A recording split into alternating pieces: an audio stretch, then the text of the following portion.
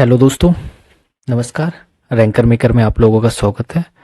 चलिए, जैसा कि हम लोगों ने देखा है कि एक दृष्टि आईएएस का मैंने एक आपका इन्वायरमेंट का, पर्यावरण एवं परिस्थिति का पेपर सॉल्व कराया था। वो आपका दृष्टि आईएएस का था। इसने सब्जेक्टिव बहुत सारे पेपर बनाए हैं दृष्टि ने, जितने भी सब्जेक्ट हैं। इन्वायरमेंट हो गया, साइंस हो गया, और आपका इकोनॉमिक्स हो गया, हिस्ट्री, ज्योग्राफी, सारी चीज ऑल सब्जेक्ट का बनाए। तो ऐसे ही मैं सब्जेक्ट बाय सब्जेक्ट पहले पेपर सॉल्व करा रहा हूँ। तो आज की डेट में हम आपको साइंस का पेपर सॉल्व कराएंगे, जो दृष्टि के द्वारा, और टेस्ट नंबर दूसरा जो आपका रहेगा। और देखिए, दृष्टि कोचिंग आप लोग एकदम से नाम से ही जानते होंगे, क्योंकि उसका कोई अपनी तरफ से बताने के लिए कोई ज़रूरत नहीं, क्योंकि इतने अच्छे टेस्ट रहते हैं और बड़ी फेमस कोचिंग है, बहुत अच्छी है। और ये कोई उसका ऑफिशियल प्लेटफॉर्म नहीं है, केवल हम आपको यहाँ पे टेस्ट सॉल्व करा रहे हैं। मोस्टली ये उन लोगों के लिए हो जाते हैं जो, भाई बहुत से लोग तो ऑफलाइन आके ज्वाइन कर रहे हैं जैसे कि यहाँ, फिर उसके बाद बट यहाँ पे अवेलेबल नहीं हो पा रहे हैं, तो इस टेस्ट के ऐप से एनालिसिस कर सकते हैं किस टाइप के क्वेश्चंस आते हैं। और यहाँ अगर आप कोई भी और कोचिंग ज्वाइन किए हो तो बट आप ऐसे देख सकते हैं कि दृष्टि के किस टाइप के क्वेश्चन से कोई दूसरी कोचिंग ज्वाइन किया। तो इस वजह से मैं आपको ये दृष्टि का टेस्ट सॉल्व करा रहे हैं। उसमें क्वेश्चन नंबर फर्स्ट की बात करते हैं। टाइमिंग आपकी देखिए वही, अब जो ओवरऑल पेपर कर रहता है 2 घंटे का वही, और उसके बाद आपका 200 150 क्वेश्चंस रहते हैं, 2 आवर्स का रहता है, और मार्किंग रहती है वो 200। चलिए क्वेश्चन नंबर फर्स्ट को देखते हैं। फर्स्ट में लिखा है कि निम्नलिखित में से सुमेलित नहीं है बताना है। तो कौन सा सुमेलित नहीं है वो हमें आंसर देना है। ठीक है, तो क्वेश्चन नंबर यहाँ फर्स्ट का ही हो जाएगा हमारा। कौन सा हो जाएगा? ए हो जाएगा, क्योंकि जो पेडोलॉजी है वो आपकी सुमेलित नहीं है। नहीं पे ध्यान देना था। मैं थोड़ा सा स्पीड से चलूंगा, एक्सप्लेनेशन भी देखेंगे, जहां जरूरत है वो बताएंगे और चीजों को, क्योंकि 150 क्वेश्चन बहुत हो जाता है। तो कौन सा एक सुमेलित नहीं, बट आप ये चीज यहाँ ध्यान देंगे कि क्वेश्चन इसी टाइप के बनते हैं, आप एनालिसिस कर सकते हैं कैसे। तो पेडोलॉजी की बात करें तो पेडोलॉजी ये उन प्राकृतिक वातावरण, या हम बोल सकते हैं कि मृदा का अध्ययन के लिए इसका यूज होता है। तो पौधों के जीवाश्मों का अध्ययन यहाँ पे नहीं किया जाता। ठीक है, किसका अध्ययन किया जाता है? तो यहाँ पे मृदा का अध्ययन किया जाता है। एंथोलॉजी की बात करें तो ये फूलों का अध्ययन बिल्कुल सही है। और एंटोमोलॉजी की बात करें तो यह जूलॉजी की एक शाखा है जो कीड़ों से संबंधित होती है। ट्रेफोलॉजी की बात करते तो यह एक पोषण का अध्ययन है, मतलब किसी चीज में पोषण के बारे में जानकारी करना, पोषण संबंधित दृष्टिकोण जो भी है, अच्छे स्वास्थ्य है, और जैसे वजन घटाने के लिए खाद्य पदार्थों के विशिष्ट संयोजों का कहना। तो इसी से रिलेटेड और भी कुछ वर्ड आपके सारे बता देते हैं इसमें दिए गए। पैलियोन्टोलॉजी भी होता है एक वर्ड, जिससे क्या होता है, जीवाश्मों के आधार पर पृथ्वी पर जीवन के इतिहास का अध्ययन किया जाता है। उसके किससे किया जाता है जीवन का अध्ययन? तो पैलियोन्टोलॉजी। अर्निथोलॉजी या जंतु विज्ञान की एक शाखा है जो पक्षियों के अध्ययन से होता है। ठीक है। माइकोलॉजी की बात करें, जीव विज्ञान की एक शाखा है जो कवक यानी कवक का अध्ययन करता है। क्वेश्चन नंबर सेकंड देखते हैं। सेकंड में क्या लिखा है? सेकंड में फिर से हमारे मैच द फॉलोइंग है, और इसमें लिखा है कि उपकरण दिए गए और मापक राशि दी गई है। तो कौन से सही है, मतलब मैच करना है कि कौन सा आपका सही होगा। सेकंड क्वेश्चन नंबर में सीधा सा बात करें तो यहाँ पे बी सही हो जाएगा, क्योंकि सिंपल सा दिख रहा है कि जो बैरोमीटर है वो क्या करता है, इसका दो आर्द्रता को मेजर करता है। सॉरी, ए का दूसरा मतलब हाइग्रोमीटर आर्द्रता को मेजर करता है ना। तो ये आपका हाइग्रोमीटर से हो जाए। और भी मैच कर लेते हैं, सीधा देखते हैं। बी का चौथा दिया है, तो बैरोमीटर क्या है? बादल की गति को बता रहा है। बादल की गति नहीं, वायु आपको बताता है, वायु आपको ही बता रहा है, हमसे गलत हो रहा है। और उसके बाद सी का जो फर्स्ट हो जाएगा, जो अमीटर है आपकी विद्युत धारा, यही अगर देख लेते तब भी बिल्कुल सही हो जाता। नेपोस्कोप्स की बात करें तो बादल की गति को मेजर करता है। इस टाइप से आपका बी ऑप्शन सही हो जाएगा क्वेश्चन नंबर सेकंड का। चलिए क्वेश्चन नंबर थर्ड की बात करते हैं। थर्ड में लिखा है कि गैल्वेनोमीटर, क्या गैल्वेनोमीटर के बारे में चीजें दी गई है। तो ये क्या है, इसका क्या हो जाएगा? तो गैल्वेनोमीटर किससे संबंधित है? इतने ढेर सारे ऑप्शन है, इसमें से कौन सा सही इसके संदर्भ में? तो ये पहला ही सही है, क्योंकि विद्युत धारा की उपस्थिति का पता लगाने के लिए हम ये प्रयुक्त एक उपकरण है जिसको गैल्वेनोमीटर कहते हैं। ओके, तो ये इसका अध्ययन करता है। थोड़ा सा और बात कर लेते हैं। जैसे एंडोस्कोप की बात करें तो शरीर के अंदर देखने के लिए चिकित्सा में ये प्रयुक्त एक उपकरण है। और गायरोस्कोप की बात करें तो द्रव के सापेक्ष घनत्व को मापने के लिए इस्तेमाल किया जाने वाला उपकरण है। हाइड्रोफोन की बात करें तो जल के नीचे की, हाइड्रो मतलब वाटर तो समझ जाएंगे अब, जल के नीचे की ध्वनि तरंगों को सुनने या गणना करने के लिए इस्तेमाल किया जाने वाला उपकरण होता है। चलिए नेक्स्ट क्वेश्चन नंबर 4 देखते हैं। 4 में लिखा है कि आपके कि गोवा में स्थित राष्ट्रीय सीमा शुल्क जीएसटी संग्रहालय का नाम क्या है?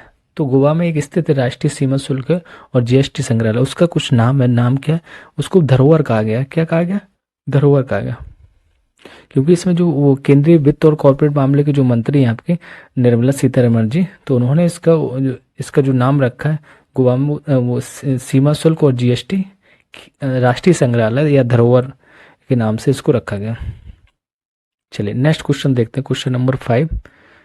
देखिए एक्सप्लेनेशन बहुत बड़े बड़े भी हैं, तो इसके लिए आपको पीडीएफ मिल जाएगी, रैंकर मेकर जीएस करके टेलीग्राम पे ज्वाइन कर लिएगा। और एक्चुअली क्या है कि मैं यहाँ पे फास्ट कराऊंगा, तो एक्सप्लेनेशन पूरा एक्सप्लेन नहीं करूंगा, बस आपको क्वेश्चन टाइप दिखा देंगे और 2-4 उसके एग्जाम्पल दिए गए उनको एक्सप्लेन करेंगे। इन डिटेल और भी देखना है, क्योंकि इसके लगभग विथ एक्सप्लेनेशन की बात करें लगभग 112 क्वेश्चन 112 समथिंग पेजेस होंगे, जब जाके इसका पूरा एक्सप्लेनेशन कंप्लीट होगा। क्वेश्चन नंबर 5 में लिखा है हाल ही में उत्तर प्रदेश के लिए विधायक स्थानीय विकास निधि, कौन सा विधायक स्थानीय क्षेत्र विकास निधि को कर दिया गया है। कितना कर दिया गया? तो ये दिया गया 5 करोड़ रुपए। किसको? जो उत्तर प्रदेश के लिए विधायक स्थानीय क्षेत्र विकास निधि को 5 करोड़ कर दिया गया। कब दिया गया था? तो ये आपका 31 मई 2022 को उत्तर प्रदेश सरकार द्वारा ये दिया गया था। चलिए नेक्स्ट क्वेश्चन देखते हैं। क्वेश्चन नंबर हम लोग 6 को देखते हैं, इसको स्किप कर देखिए। 112 की ये पीडीएफ है, तो काफ़ी ज़्यादा हो जाएगा। अच्छा क्वेश्चन नंबर 6 में लिखा है कि नीचे दिए गए कथन और अभिकथन कारण है, तो बताना है कि विभिन्न तारे विभिन्न तरंग दैर्घ्य का उत्सर्जन करते हैं तथा इस प्रकार विभिन्न रंगों में दिखाई देते हैं। ये एक अभिकथन हो गया। कारण देखते हैं, तारों के रंगों में भिन्नता मुख्यतः इनकी विभिन्न संरचना और प्रभावी तापमान के फलस्वरूप होती है। तो 6 का यहाँ पे कौन सा होगा? आई थिंक दोनों सही लग रहेगा। आप एक बार उसको फिर से रीड करेंगे तो क्लियर हो जाएगा कि ए भी सही है और आर ए है, ए की जो व्याख्या है वो आर कर रहा है कि विभिन्न तारे विभिन्न तरंग दैर्घ्य का उत्सर्जन करते हैं। बिल्कुल सही बात है। इस प्रकार विभिन्न रंगों में भी दिखाई देते हैं, ये सही है। तारों के रंगों की विभिन्नता जो मुख्यतः इनकी विभिन्न संरचना और प्रभावी तापमान के फलस्वरूप होती है। बिल्कुल सही है। यहाँ पे हो जाएगा आपका ए, क्वेश्चन नंबर 6 का ए राइट हो जाएगा। क्वेश्चन नंबर 7 देखते हैं। 7 में क्या लिखा? 7 में लिखा है कि यदि द्रव में कोई घुलनशील अशुद्धि मिलाते हैं। देखिए ये आपका साइंस एंड टेक का क्वेश्चन है। किसका? साइंस एंड टेक का। तो मोस्ट थोड़ा सा ये आपका यूपी भी इसमें इंक्लूड है। तो ये टॉपिक दूसरा है आपका, मैंने आपको इन्वायरमेंट एंड इकोलॉजी करा दिया था। उसके बाद पेपर 2 सॉल्व कर रहे हैं, सेक्शनल चल रहा है, जिसमें ये साइंस एंड टेक दृष्टि आई इसका हम सॉल्व करा रहे हैं। चैनल पे जो कोई नया है तो इसको लाइक कर ले, सब्सक्राइब करें। और आपके जो भी नियर अबाउट में लोग यूपी पीसीएस 17 मार्च को होने वाला एग्जाम देने जा रहे हैं तो उनको शेयर कर दें, तो थोड़ा आइडिया लग जाए किस टाइप के क्वेश्चन। हाँ मुझे लगता है कि चीज़ें और अच्छे अच्छे प्लेटफॉर्म पे डिजिटल बोर्ड पे मिल रही, तो आई थिंक बट उससे मतलब नहीं है कि आपको यहाँ क्वेश्चंस का टाइप देखना है, बट जिसको चीज़ें नहीं मिल पा रही हैं कोचिंग्स की तो आप उसको शेयर कर सकते हैं। यदि द्रव में कोई घुलनशील अशुद्धि मिलाते हैं तो द्रव की क्वथनांक पर क्या प्रभाव पड़ता है? बताइए। कोई द्रव है, अगर उसमें कुछ अशुद्धियां मिला दे रहे तो उसके द्रव्यमान पर क्वथनांक पर क्या प्रभाव पड़ेगा द्रव के? तो यहाँ पे ये बढ़ जाता है। क्या हो जाता है? बढ़ जाता है। क्वथनांक की अगर बात करें तो आप लोग समझ रहे होंगे, यह स्थिर तापमान जिस पर समान वायुमंडलीय दाब पर द्रव अवस्था में परिवर्तन हो जाता है। ठीक है, तो उसी को हम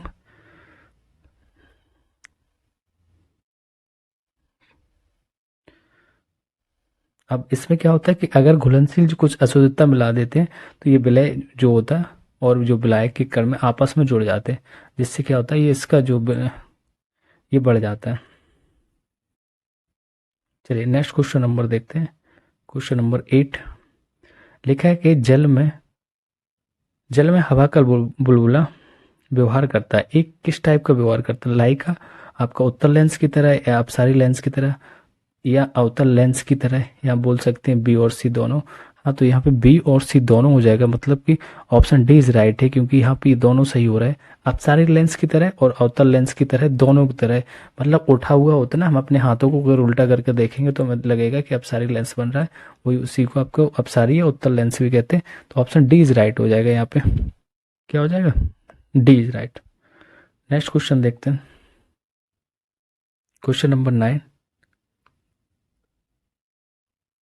9 में लिखा है कि वर्ष 2030 तक 100 मीट्रिक टन कोयला गैसीकरण प्राप्त करने के लिए भारत सरकार द्वारा कितना निवेश करने का निर्णय लिया गया। तो भारत सरकार द्वारा इनको क्या 2030 तक 100 मीट्रिक टन 100 मीट्रिक टन कोयला गैसीकरण करना है। तो इसमें कितना निवेश किया गया ये बताना है, या सरकार ने कितना निवेश करने की एक निर्णय लिया। तो वो आपका 4 लाख करोड़ रुपए है। कितना? 4 लाख करोड़ रुपए, या इससे अधिक भी वो इस टाइप में इसमें इन्वेस्ट कर सकते हैं।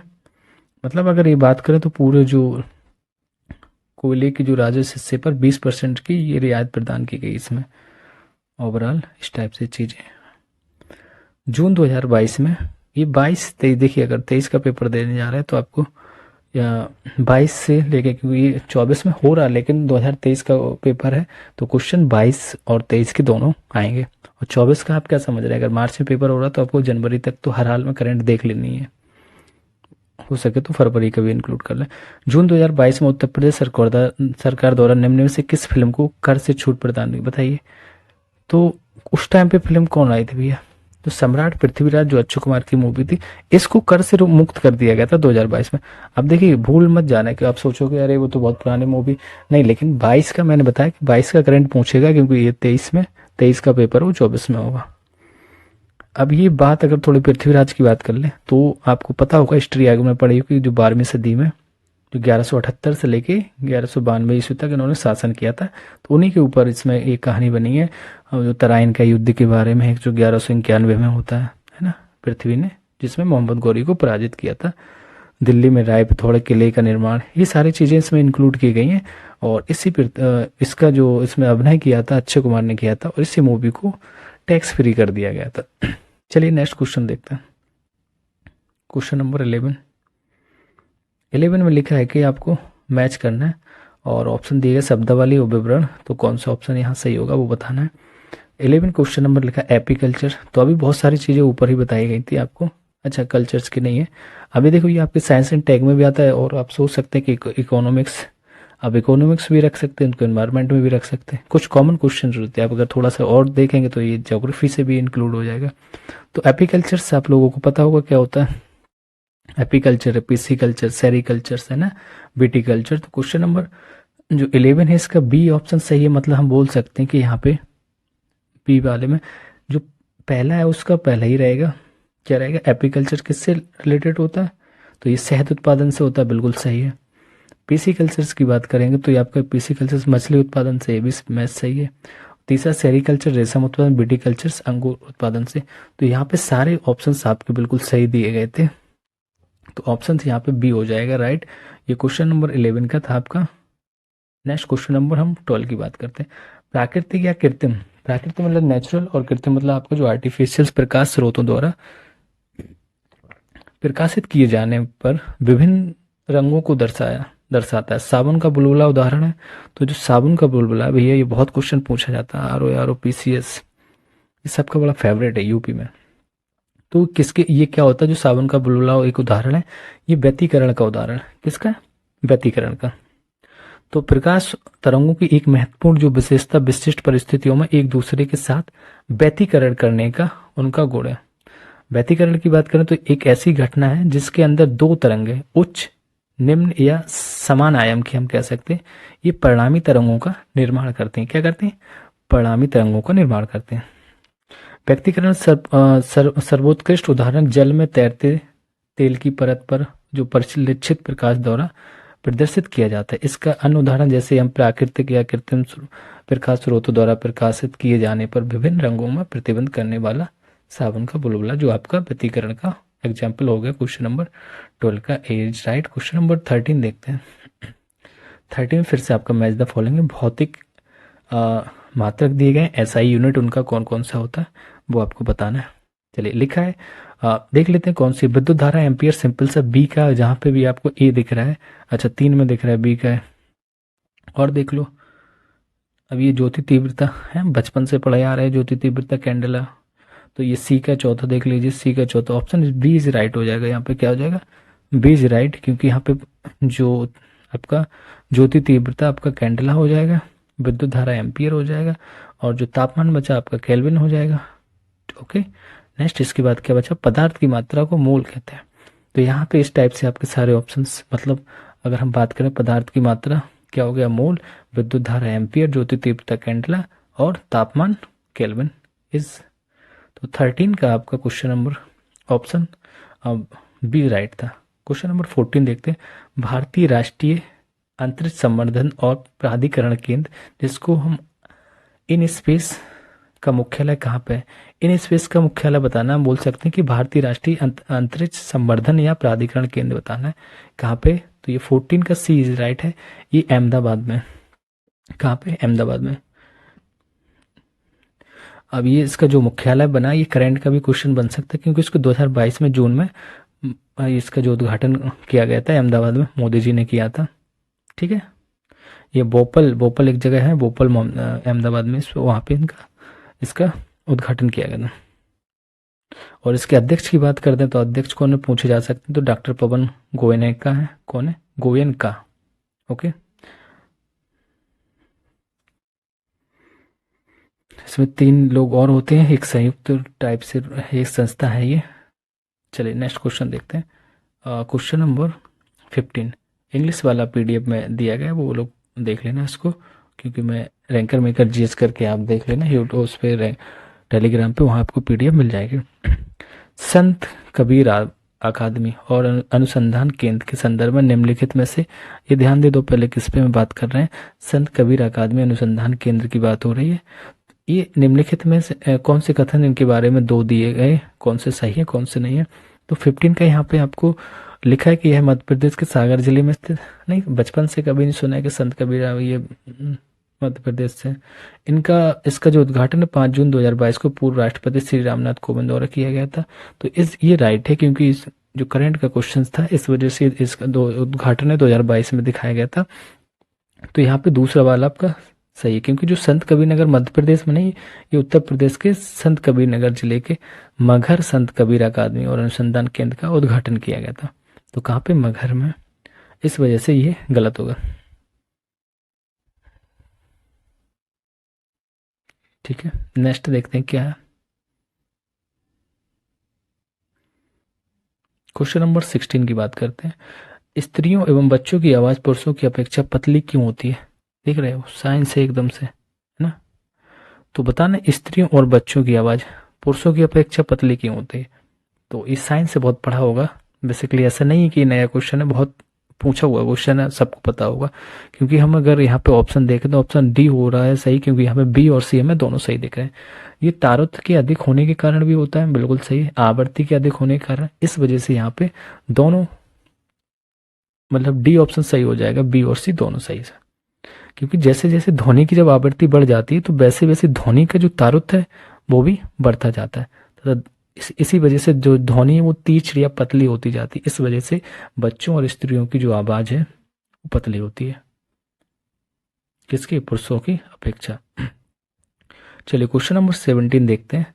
4 ऑप्शन दिए गए हैं, कौन से सही हैं? 2 स्टेटमेंट है, अब इसमें बताना है कौन से सही है कौन से नहीं। अब किसके ऊपर वह, ये तत्वों के जो आवर्तिक गुणों के संदर्भ में 2 स्टेटमेंट है, उनको देखना है। किसके ऊपर? तत्वों के जो आवर्त है। लिखा है कि किसी आवर्त में बाएं से दाएं जाने पर तत्वों का जो आयन है विभव घटता है, तथा किसी वर्ग में ऊपर से नीचे जाने पर यह बढ़ता है। चलिए देखते हैं। नेक्स्ट लिखा है कि आवर्त में बाएं से दाएं जाने पर परमाणु त्रिज्याएं घटती हैं। यह तो बिल्कुल सही लग रहा है, क्योंकि जो बाएं से जाए वो जाते हैं तो त्रिज्याएं घटती हैं। तथा किसी वर्ग में ऊपर से नीचे, वर्ग की बात करें, वर्ग में ऊपर से नीचे जाने पर बढ़ती हैं। तो ये राइट है। यहाँ पे ऑप्शन यहाँ पे सी हो जाएगा, जिसमें सी में क्या मतलब हमारा दूसरा वाला ही सही है, पहला वाला गलत हो जाएगा। क्योंकि जब एक समूह में आवर्त सारणी में किसी आवर्त में आगे बढ़ते हैं तो तत्वों के भौतिक और रासायनिक गुणों में कई अवलोकन या हम बोल सकते हैं युग प्रारूप होते हैं। उदाहरण के लिए जैसे देखते हैं, अगर आवर्त सारणी है तो जिसमें जो रासायनिक क्रियाशील समूह एक ही धातुओं में उच्च होती है, सारणी के मध्य की ओर तत्वों में कम होती है, जबकि समूह 17 जो अधातु में अधिकतम होती है। मतलब आप पीरियोडिक टेबल देखेंगे तो उसमें सारी चीज़ें आपको मिलेगी। ठीक है, चलिए क्वेश्चन नंबर हम 18 की बात करते हैं। 18 में लिखा है कि ठंड के दिनों में, बताइए भैया, ठंड के दिनों में लिखा है कि ठंड के दिनों में लोहे के गुटके और लकड़ी के गुटकों को प्रातः प्रातःकाल छूने पर लोअर का गुटका क्यों ज़्यादा ठंडा होता है? बिल्कुल सही बात, सबका अनुभव होगा, लेकिन ये पता नहीं होगा लोगों को, ये होता क्यों, इस वजह से यहाँ पे आंसर आपको देना है। लकड़ी की तुलना में लोहा ऊष्मा का अच्छा चालक है। समझ रहे हो? तो लकड़ी तो अचालक है, ऊष्मा का चालक है ही नहीं, है ना। उसमें मतलब अगर धारा का चालक, विद्युत धारा का नहीं, उसमें अब उसको जलाओगे तब तो ठीक है, तो उसमें वो प्रदान करेगा। बट यहाँ पे बात करें लकड़ी की तुलना में लोहा ऊष्मा का अच्छा चालक है, इस वजह से होगा। क्योंकि जो शीत ऋतु में शरीर का जो तापमान जो क्या होता है ना, कमरे के ताप से अधिक होता है, तो शरीर का तापमान अधिक होता है, तो लोहा ऊष्मा का सुचालक है तथा लकड़ी ऊष्मा की कुचालक है। ऐसे क्लियर हो जाए। क्वेश्चन नंबर 19 की बात करते हैं। चलिए बताइए, विश्व दुग्ध दिवस 2022, तो ये इसका एक्सप्लेनेशन भी जरूरत है, क्योंकि इसमें हमें ये देखना होगा कि स्थिति क्या है। तो विश्व दुग्ध दिवस जो 2022 की थीम क्या है? देखिए 22 की मैंने बताया क्यों पूछेगा, 23 का पेपर दे रहे हैं हमसे, 22 का ही पूछेगा। तो इसकी जो थीम है वो थीम थी डेयरी नेट जीरो। क्या थी? Dairy net zero. अगर हम बात करें कि 2001 में संयुक्त राष्ट्र के जो खाद्य और कृषि संगठन था, मतलब FAO था, द्वारा ग्लोबल जो फूड के रूप में दुग्ध के महत्व को मान्यता देने और डेयरी के क्षेत्र की सराहना हेतु विश्व दुग्ध दिवस की इस टाइप से, मतलब जागरूकता के लिए ये विश्व दुग्ध दिवस मनाया जाता है। अब 2001 से ही ये लगातार प्रत्येक वर्ष दुग्ध डेयरी उत्पादों के लिए इसको मनाया जा रहा है। अब जिसमें किसानों को तो फायदा होगा, है ना। तो प्रत्येक 1 जून को, कब? प्रत्येक 1 जून को विश्व जो दुग्ध दिवस मनाया जाता है। और जो 2022 की थीम थी आपकी डेयरी नेट जीरो। अब क्यों मनाया जाता है? तो आपको पता होगा कि डॉक्टर जो वर्गीस कुरियन थे को भारत में जो श्वेत क्रांति का जनक तो कहा जाता है। अब ये क्या था, इसी को, जिसको दूसरा हम श्वेत क्रांति को ही ऑपरेशन फ्लड भी कहते हैं, है ना। अब इसमें दूध में जो कैल्शियम है, पोटेशियम है, विटामिन, इस समृद्ध स्रोत भी होते हैं। अब इससे क्या होता है, विटामिन से, अब कैल्शियम से, पोटेशियम से तो हमारी हड्डियां मजबूत होती हैं, हृदय रोगों को जोखिम कम होता है, इस वजह से इसको बढ़ावा दिया जा रहा है। तो कहीं ना कहीं मिल्क प्रोडक्ट हैं वो हेल्थी होते हैं और अच्छे ही होते हैं। नेक्स्ट क्वेश्चन नंबर हम 20 की बात करते हैं। 2022 में उत्तर प्रदेश का करंट में क्वेश्चन बन गया ये, है ना, क्योंकि पूछा इसने 2022 में उत्तर प्रदेश को निम्नलिखित में से किस विश्वविद्यालय ने राष्ट्रीय शिक्षा नीति 2020 को लागू करने के लिए प्रस्ताव तैयार करने हेतु एक समिति का गठन किया था? तो कौन से भैया वो कॉलेज था? तो वो कॉलेज था आपका डॉक्टर APJ अब्दुल कलाम तकनीकी विश्वविद्यालय। तो 6 जून 2022 की अगर बात करें कि अब्दुल कलाम जो तकनीकी विश्वविद्यालय AKTU जिसको हम कहेंगे, कि इसके जो कुलपति हैं प्रदीप कुमार मिश्रा ने विश्वविद्यालय में शैक्षिक पाठ्यक्रम के आधार पर राष्ट्रीय शिक्षा नीति 2020, मतलब हम जिसको बोल सकते हैं NEP 2020 को लागू करने के लिए प्रस्ताव करने के लिए एक समिति का गठन किया था। ठीक है, इस वजह से आपका यहाँ पे आंसर हो जाएगा डी। क्या हो जाएगा? Option D. नेक्स्ट क्वेश्चन देखते हैं, क्वेश्चन नंबर 21।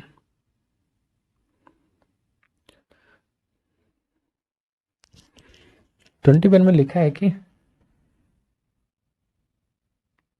और थोड़ा सा जूम कर लेते हैं, क्लोरोफाइसी की सदस्य समानता कहलाते हैं। जो क्लोरोफाइसी इसके सदस्य समानता क्या कहलाते हैं? इसके जो सदस्य हैं वो आपके हरस शैवाल कहलाते हैं। अब ये क्लोरोफाइसी होता है क्या, देख लेते हैं। क्योंकि जो शैवाल या क्लोरोफिल्स युक्त सरल जो थैलाइड या सोपोसी और बड़े पैमाने पर जलीय स्वच्छ जो मीठा पानी और समुद्री दोनों जीव हैं, वे कई अन्य आवासों जैसे नम पत्थरों, मृदा और लकड़ी में पाए जाते हैं। क्लोरोफाइसी की बात करें कि सदस्यों को आमतौर पर हरस शैवाल कहा जाता है। क्या कहा जाता है? तो यही हरस शैवाल कहलाते हैं। और हरस शैवाल्स की आपको कहानी पता ही होगी, ये प्रकाश संश्लेषण के दौरान अपना भोजन क्रिएट करते हैं। चलिए क्वेश्चन नंबर हम 22 की बात कर लेते हैं। लिखा है निम्नलिखित में से कौन सा ध्वनि की गति से अधिक रफ्तार से चलने वाले जेट विमानों से उत्पन्न शोर है? ध्वनि की गति से अगर जेट विमानों से उत्पन्न शोर है, कौन सा ऐसा शोर है जो ध्वनि की गति से भी तेज रहता है? तो ये आपका ए हो जाएगा। यहाँ पर सोनिक बूम बोलते हैं उसको। क्या बोलते हैं? सोनिक बूम हो जाएगा। ठीक है, ये जो जेट विमानों से भी अधिक सोनिक बूम्स कहते हैं इसको।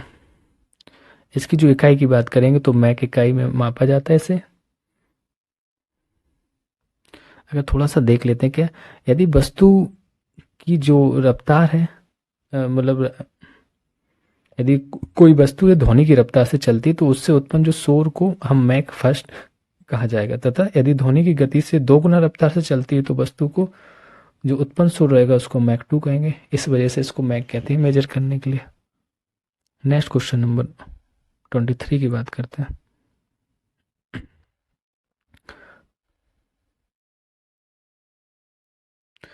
ट्वेंटी थ्री में लिखा है कि प्रकाश वर्ष के संदर्भ में निम्नलिखित कथनों में से कौन से सही है।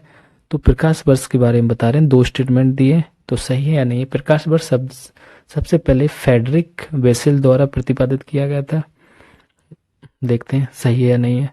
नेक्स्ट लिखा है कि पृथ्वी से सूर्य लगभग 8 प्रकाश मिनट की दूरी पर स्थित है, बिल्कुल राइट है, यहाँ बचपन से सुना होगा ना, तो यहाँ पे सी अकेला आपका ऑप्शन सही हो जाएगा।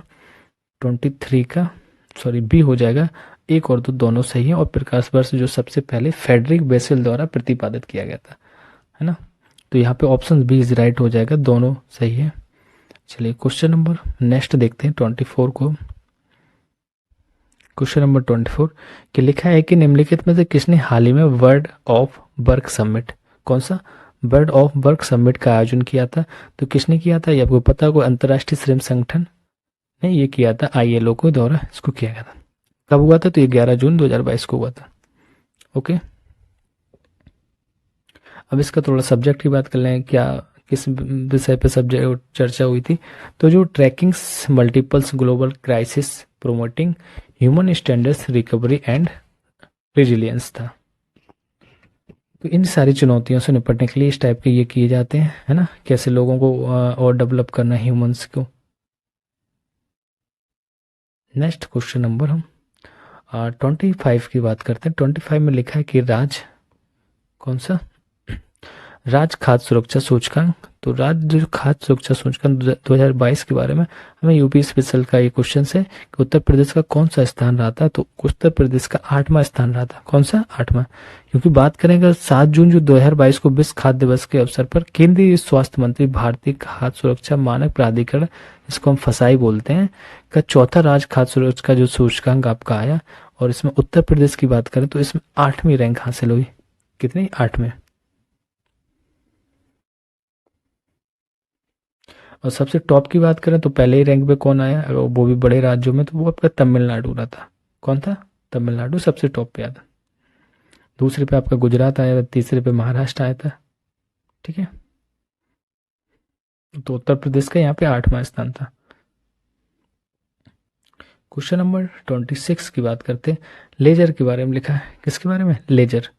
तो निम्नलिखित में से किस वैज्ञानिक सिद्धांत पर आधारित है। मोस्टली साइंस के ही क्वेश्चन है, साइंस एंड टेक, लेकिन यूपी स्पेशल और करंट की चीजें इंक्लूड है इसमें। तो लेजर ये वैज्ञानिक सिद्धांत पर आधारित है। तो किस वैज्ञानिक सिद्धांत पर आधारित है, 4 ऑप्शन दिए गए। ऊष्मा गति के नियम पे नहीं, फैराड का विद्युत चुंबकीय प्रेरणा का नियम नहीं, बिल्कुल गलत है। ठीक है, और ये विद्युत चुंबकीय तरंगों का उत्पादन संचार संसूचन नहीं, यहाँ पे डी एकदम से बिल्कुल सही के लिखे, विद्युत चुंबकीय विकिरण कि उत्तेजित उत्सर्जन के आधार पर प्रकाशिक प्रबंधन एम्पलीफिकेशन है। वैसे अगर इसकी बात करें कि वर्ष 1956 में जो लेजर के खोजकर्ता थे वो गार्डन गोल्ड थे। कौन थे, गार्डन गोल्ड द्वारा इसको खोजा गया था। नेक्स्ट क्वेश्चन नंबर 27 देखते हैं। लिखा है निम्नलिखित में से किस तत्व की इलेक्ट्रॉन किस तत्व की इलेक्ट्रॉन बंधुता सबसे अधिक होती है। तो किस तत्व की होती है, वो क्लोरीन की होती है, इसकी सबसे अधिक बंधुता होती है ना। आप प्रीलिम्स में पढ़ेंगे जो प्रस्तावना बंधुता दी है शब्द, तो वही कनेक्टिविटी है ना। तो एक जो थोड़ा सा डिस्कशन कर लेते हैं, एक पृथक गैसीय जो परमाणु में एक अतिरिक्त इलेक्ट्रॉन को जोड़ने के दौरान जो जारी जो भी ऊर्जा होती है उसको इलेक्ट्रॉन बंधुता कहते हैं। क्लोरीन की जो इलेक्ट्रॉन बंधुता है वो सार्वधिक होती है। आवर्त में बाएं से दाएं जाने पर तत्वों की इलेक्ट्रॉन जो बंधुता में वृद्धि होती है, तथा किसी वर्ग में ऊपर से नीचे जाने पर ये घटती है। जो अभी हमने ऊपर इस क्वेश्चन से आया था उसी में इसको एक्सप्लेन कर दिया था, तो यहाँ क्लोरीन हो जाएगा आपका। क्वेश्चन नंबर 28 लिखा है वाहनों में जो पृष्ठ दर्पण के रूप में किस दर्पण का प्रयोग होता है। पीछे की साइड देखने के लिए हम किसका यूज करते हैं, तो उत्तल का यूज करते हैं, उत्तल का। क्योंकि ये ऐसा होता है, ये कोई भी बहुत सारी बड़ी वस्तु होगी उसको भी एक छोटा से रूप में दिखा देगा, वो पूरा मतलब कंप्लीट जो दृश्य दिखाता है। तो ये इस टाइप से बोल सकते हैं, ये आभासी से देखो, ये आभासी रहता है, तो उत्तल दर्पण हो जाएगा।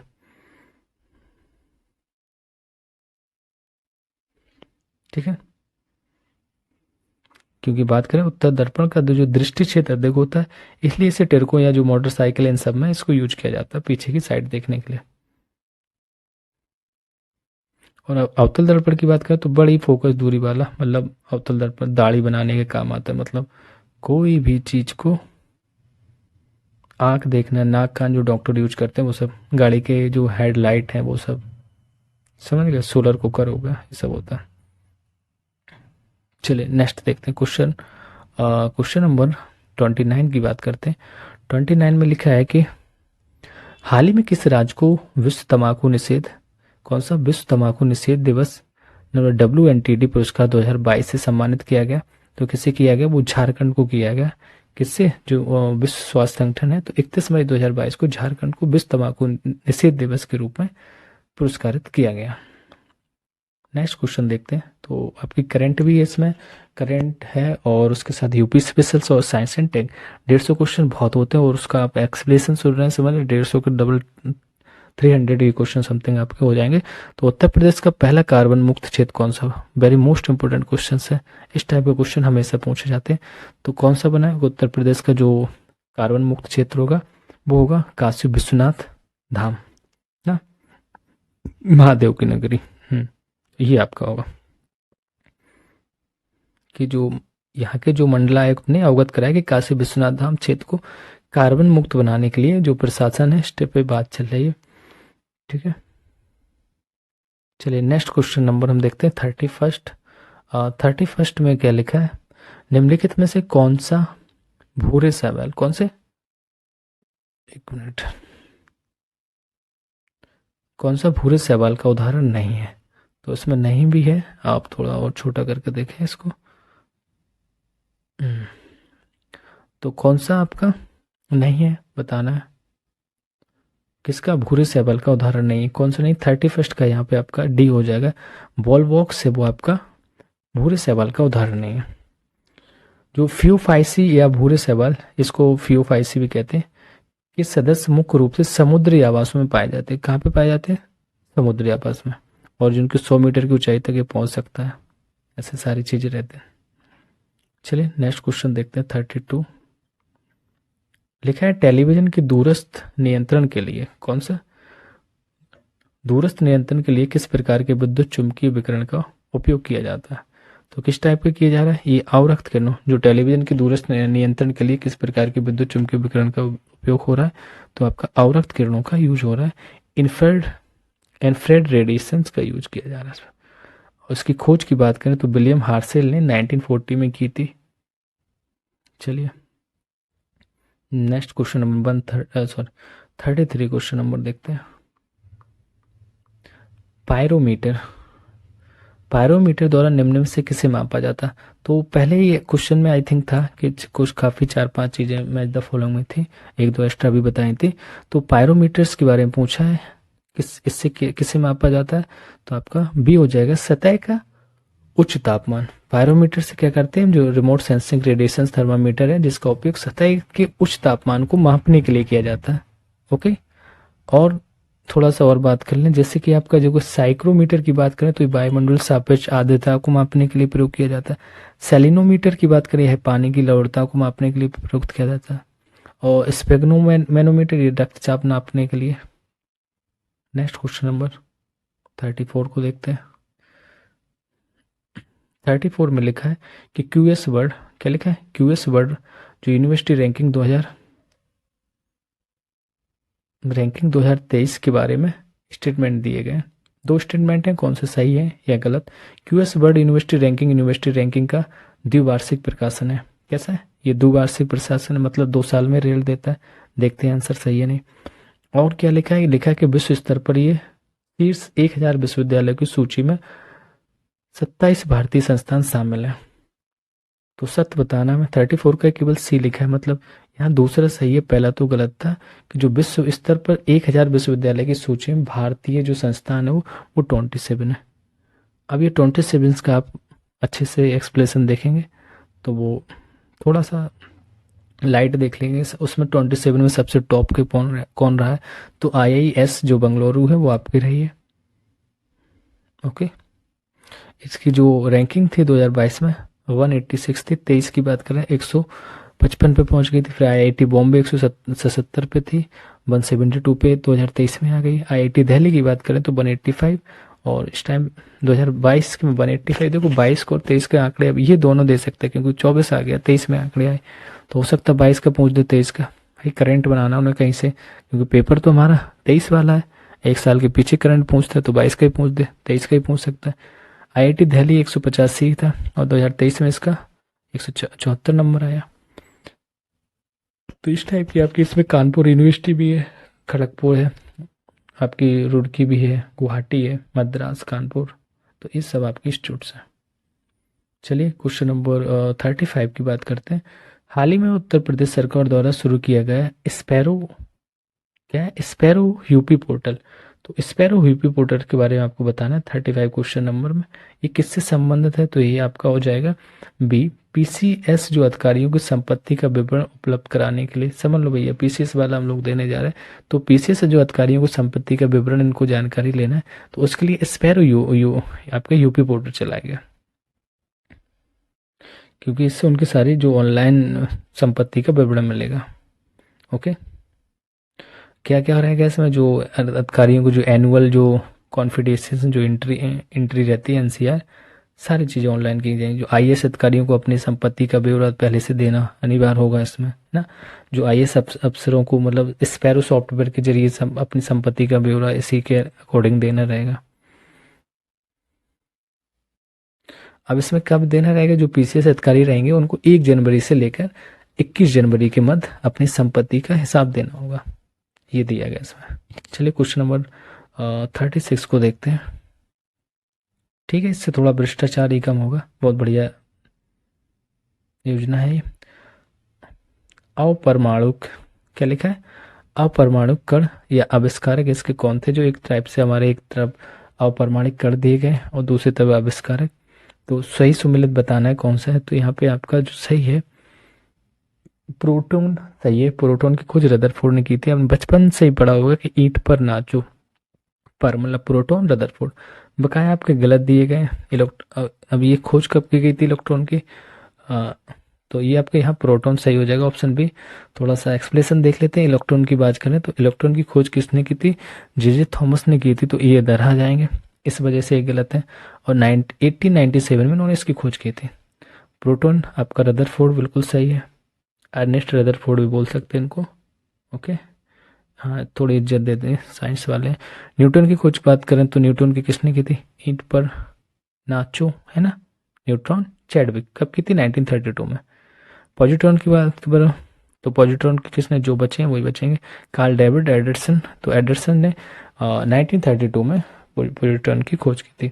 तो ये सारे आपके मैच हो गए। नेक्स्ट क्वेश्चन नंबर 37 की बात करते हैं। क्वेश्चन नंबर 37 में आपका लिखा है अभिकथन दिया गया, कारण दिया गया NH3 जिसको हम अमोनिया जल में घुलनशील होता है कि नहीं, ये बताना है। तो 37 में कारण दिया गया NH3 एक संयोजक बंध बनाता है जो प्रकृति में अधूरी है। तो इसका जो ऑप्शन है यहाँ पे डी दिया गया, ए गलत है परंतु आर आपका सही है। क्या है, ए गलत है आर सही है। चलिए देख लेते हैं क्या। तो ए वाला ऊपर वाला गलत है, बट आर सही है। NH3 एक संयोजक बंध बनाता है जो प्रकृति में अनुबंधी है, क्योंकि यहाँ पे जो ऊपर लिखा है NH3 जल में घुलनशील होता है, नहीं NH3 एक संयोजक बंध होता है। क्या होता है, संयोजक बंध होता है। तो अमोनिया कमरे के तापमान पर एक रंगहीन तीखी गैस है। संयोजक बंध के 2 सबसे महत्वपूर्ण गुण यह है कि यह जल में अघुलनशील और कार्बन विलयन के में घुलनशील होता है। तो कार्बन विलयन में, ये विलायक में घुलनशील होगा, जल में नहीं। क्वेश्चन नंबर 38 की बात करते हैं। मानव शरीर में पाई जाने वाली सबसे बड़ी ग्रंथि बताइए, तो बचपन से पढ़ के आ रहा है। तो सबसे बड़ी ग्रंथि की बात करेंगे कौन सी, वो यकृत हो गई है ना। और क्वेश्चन देखना बस यही, अरे भाई पढ़ा होगा उसमें कुछ वो नहीं है ऐसी चीज। तो यकृत होती है। चलिए नेक्स्ट देखते हैं। हाँ वही लीवर, हाँ लीवर से बन जाओगे। भारत के भारत ने किस देश के साथ जून 2022 में उद्योग उद्योग संक्रांति क्या उद्योग संक्रांति वार्ता की मेजबानी की? तो भारत ने किस देश के साथ की? स्वीडन के साथ की थी। जब 1 जून 2022 को भारत और स्वीडन ने अपनी जो संयुक्त पहली जो leadership for industry and transition बोल सकते हैं, मतलब एल लेडाइट, मतलब लेडाइट को इसमें स्टॉकहोम में उद्योग जो संक्रांति वार्ता की थी, इंडस्ट्री ट्रांजिशन डायलॉग्स में ये मेजबानी की गई थी। क्वेश्चन नंबर 40 की बात करते हैं। लिखा है, उत्तर प्रदेश के निम्नलिखित में से किस रेलवे स्टेशन को, कौन सा, यूपी के किस रेलवे स्टेशन को हाल ही में इंडियन ग्रीन फील्डिंग काउंसिल द्वारा ग्रीन रेटिंग दी गई है? तो ग्रीन रेटिंग किसे दी गई ये बताना है। तो ग्रीन रेटिंग आगरा कैंट को दी गई है, क्योंकि जो रेलवे स्टेशन हाल ही में जो इंडियन ग्रीन फील्डिंग दिया गया तो वो आगरा को। वाणिज्यिक प्रबंधन ने कहा कि आगरा कैंट स्टेशन जो है डीआरएम कार्यालय और रेलवे अस्पताल को हरियाली, कचरा प्रबंधन और स्वच्छता के मामले में Indian green fielding council IGBC द्वारा ग्रीन रेटिंग दी गई। ओके, इस वजह से आपका ऑप्शन सी इज राइट हो जाएगा। चलिए क्वेश्चन नंबर 41 की बात करते हैं। क्वेश्चन नंबर 41 में लिखा है, निम्नलिखित में से कौन सी एक उड़ने वाली मछली है? तो हमें उड़ने वाली मछली बताना है। देखिए, जो ऑप्शंस ए दिया गया, बी दिया गया, सी दे दिया गया, ये मछली नहीं, एक टाइप से एक जानवरों के नाम है जो मछली से मिलते जुलते हैं। और यहाँ पे ऑप्शन डी इज राइट होगा। केवल गोल्ड फिश है आपकी, जो कैसी है, एक उड़ने वाली मछली, हम बोल सकते हैं इसको उड़ने वाली। बकाया ये आपके जानवरों के नाम है वो मिलते जुलते। और भी ऐसे नाम होते हैं जैसे कटल फिश हो गया, सिल्वर फिश हो गया, स्टार फिश हो गया, जेली फिश हो गया, क्रे फिश हो गया, डेविल फिश हो गया, हैक फिश हो गया। ये सारी चीजें आपके किस में आती है? एक जानवरों के नाम है जो मछली से मिलते जुलते। बकाया जो मछलियां हैं और मछलियों के भी अन्य नाम है उनको देख लेते हैं। कैट फिश हो गया, पाइप फिश हो गया, पैडल फिश हो गया, गोल्ड फिश हो गया, ग्लो फिश हो गया और डॉग फिश हो गया। ये आपकी वास्तविक मछलियां हैं। देखिए, फिश बर्ड इनमें भी लगा, उनमें, बट ये 3-4 कुछ ऐसे हैं, 3-4 क्या 6-7 थे जो मैंने आपको बताया, जैसे जेली फिश, स्टार फिश है, सिल्वर फिश है, कटल फिश है, हैक फिश है, डेविल फिश, क्रे फिश। ये मछलियां नहीं है। ओके, नेक्स्ट क्वेश्चन नंबर 42 की बात करते हैं। 42 में लिखा है ड्यूरोलोमिन। अब ड्यूरोलोमिन के बारे में बताना है। ओके ओके, ड्यूरोलोमिन के निर्माण में से कौन सी धातु नहीं शामिल नहीं होती है? तो ड्यूरोलोमिन्स की अगर बात करें, इसे जो मिश्रण है, मतलब एक अलॉय रहता है, मिश्र धातु होती है, तो जिसमें एल्युमिनियम के साथ साथ मैग्नीशियम, कॉपर होता है, बट जिंक नहीं होता, यहाँ पे शामिल नहीं है, तो जिंक नहीं है। एल्युमिनियम की जहाँ पे 95% मात्रता पाई जाती है, मैग्नीशियम 1%, कॉपर 4%, और ये इसका मिश्रण बन जाता है, बट यहाँ पे जिंक नहीं होगा। तो ऑप्शन यहाँ पे हो जाएगा आपका D is right. Question number 43 को देखते हैं हम। 43 क्वेश्चन नंबर में क्या है? न्यूटन की गति के नियमों के संदर्भ में कथनों में से कौन से कथन सही है? 2 कथन दिए गए, आपको बताना है कौन से कथन न्यूटन के लॉ के अकॉर्डिंग सही है। तो लिखा है कि गति का द्वितीय नियम क्रिया प्रतिक्रिया के नियम के रूप में जाना जाता है। गति का जो तृतीय नियम है वस्तु पर लगने वाले कुल बल और द्रव्यमान पर निर्भर करता है। तो ऑप्शन यहाँ पे आपका डी हो जाएगा, 43 का डी, क्योंकि ना तो पहला सही है और ना दूसरा सही है। यहाँ पे सही का चयन करना था, एक भी सही नहीं है, क्योंकि हम यहाँ बात करें कि न्यूटन के जो गति के नियम है, गति का जो प्रथम नियम था, अ, कोई वस्तु जब विरामावस्था में होती है तो वह जब विरामावस्था में रहे, मतलब जब उस पर हम आउटर्नर मतलब कोई भी फोर्स अप्लाई नहीं करेंगे तो विरामावस्था में भी रहेगी। यदि एक समान जब चाल से सीधी रेखा में चल रही है तो वो वैसे ही चलती रहेगी विदाउट एक्सटर्नल फोर्स, मतलब बाहरी, जब तक हम उस पर कोई भी पावर अप्लाई नहीं करते, जब तक वो एक ही डायरेक्शन में चलती रहती है। ओके, और गति की अवस्था में जो परिवर्तनों का विरोध करने की प्रवृत्ति को हम जड़त्व के नियम में कहते हैं। गति की अवस्था में विरोध मतलब अगर वो सामने जा रहा है, आप उसको सामने से मतलब विरोध कर रहे हैं, कोई भी अड़चन डाल लेना, तो आपको वो क्या कहलाता है? जड़त्व के रूप में जाना जाता है। सभी बाहरी बल एक दूसरे को निरस्त कर देते हैं, तो वस्तु पर कोई बल कार्य नहीं करता है। यदि वस्तु पर कोई शुद्ध बल कार्य नहीं कर रहा है तो वस्तु एक स्थिर वेग बनाए रखेगी।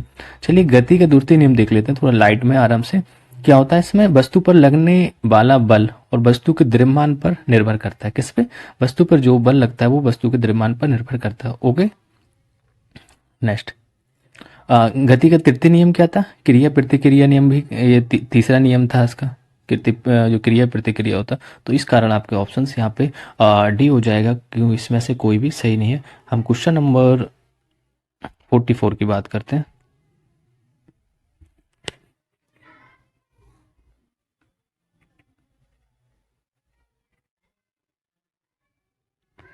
क्वेश्चन नंबर 44, 44 में लिखा है कि आईएमएफ के एशिया और प्रशांत विभाग, कौन सा, आईएमएफ के एशिया और प्रशांत विभाग एपीडी के लिए कि जो नए निदेशक बने हैं वो कौन है, ये बताना। निदेशक के रूप में किसे नियुक्त किया गया है, आईएमएफ के एशिया और प्रशांत विभाग एपीडी के निदेशक बताना। 44 का यहाँ पे भी हो जाएगा, कृष्णा श्रीनिवास को नियुक्त किया गया है और ये 22 जून 2022 को यहाँ ये एशिया प्रशांत विभाग एपीडी जिसको हम कहते हैं के रूप में निदेशक के रूप में नियुक्त किया गया था इनको।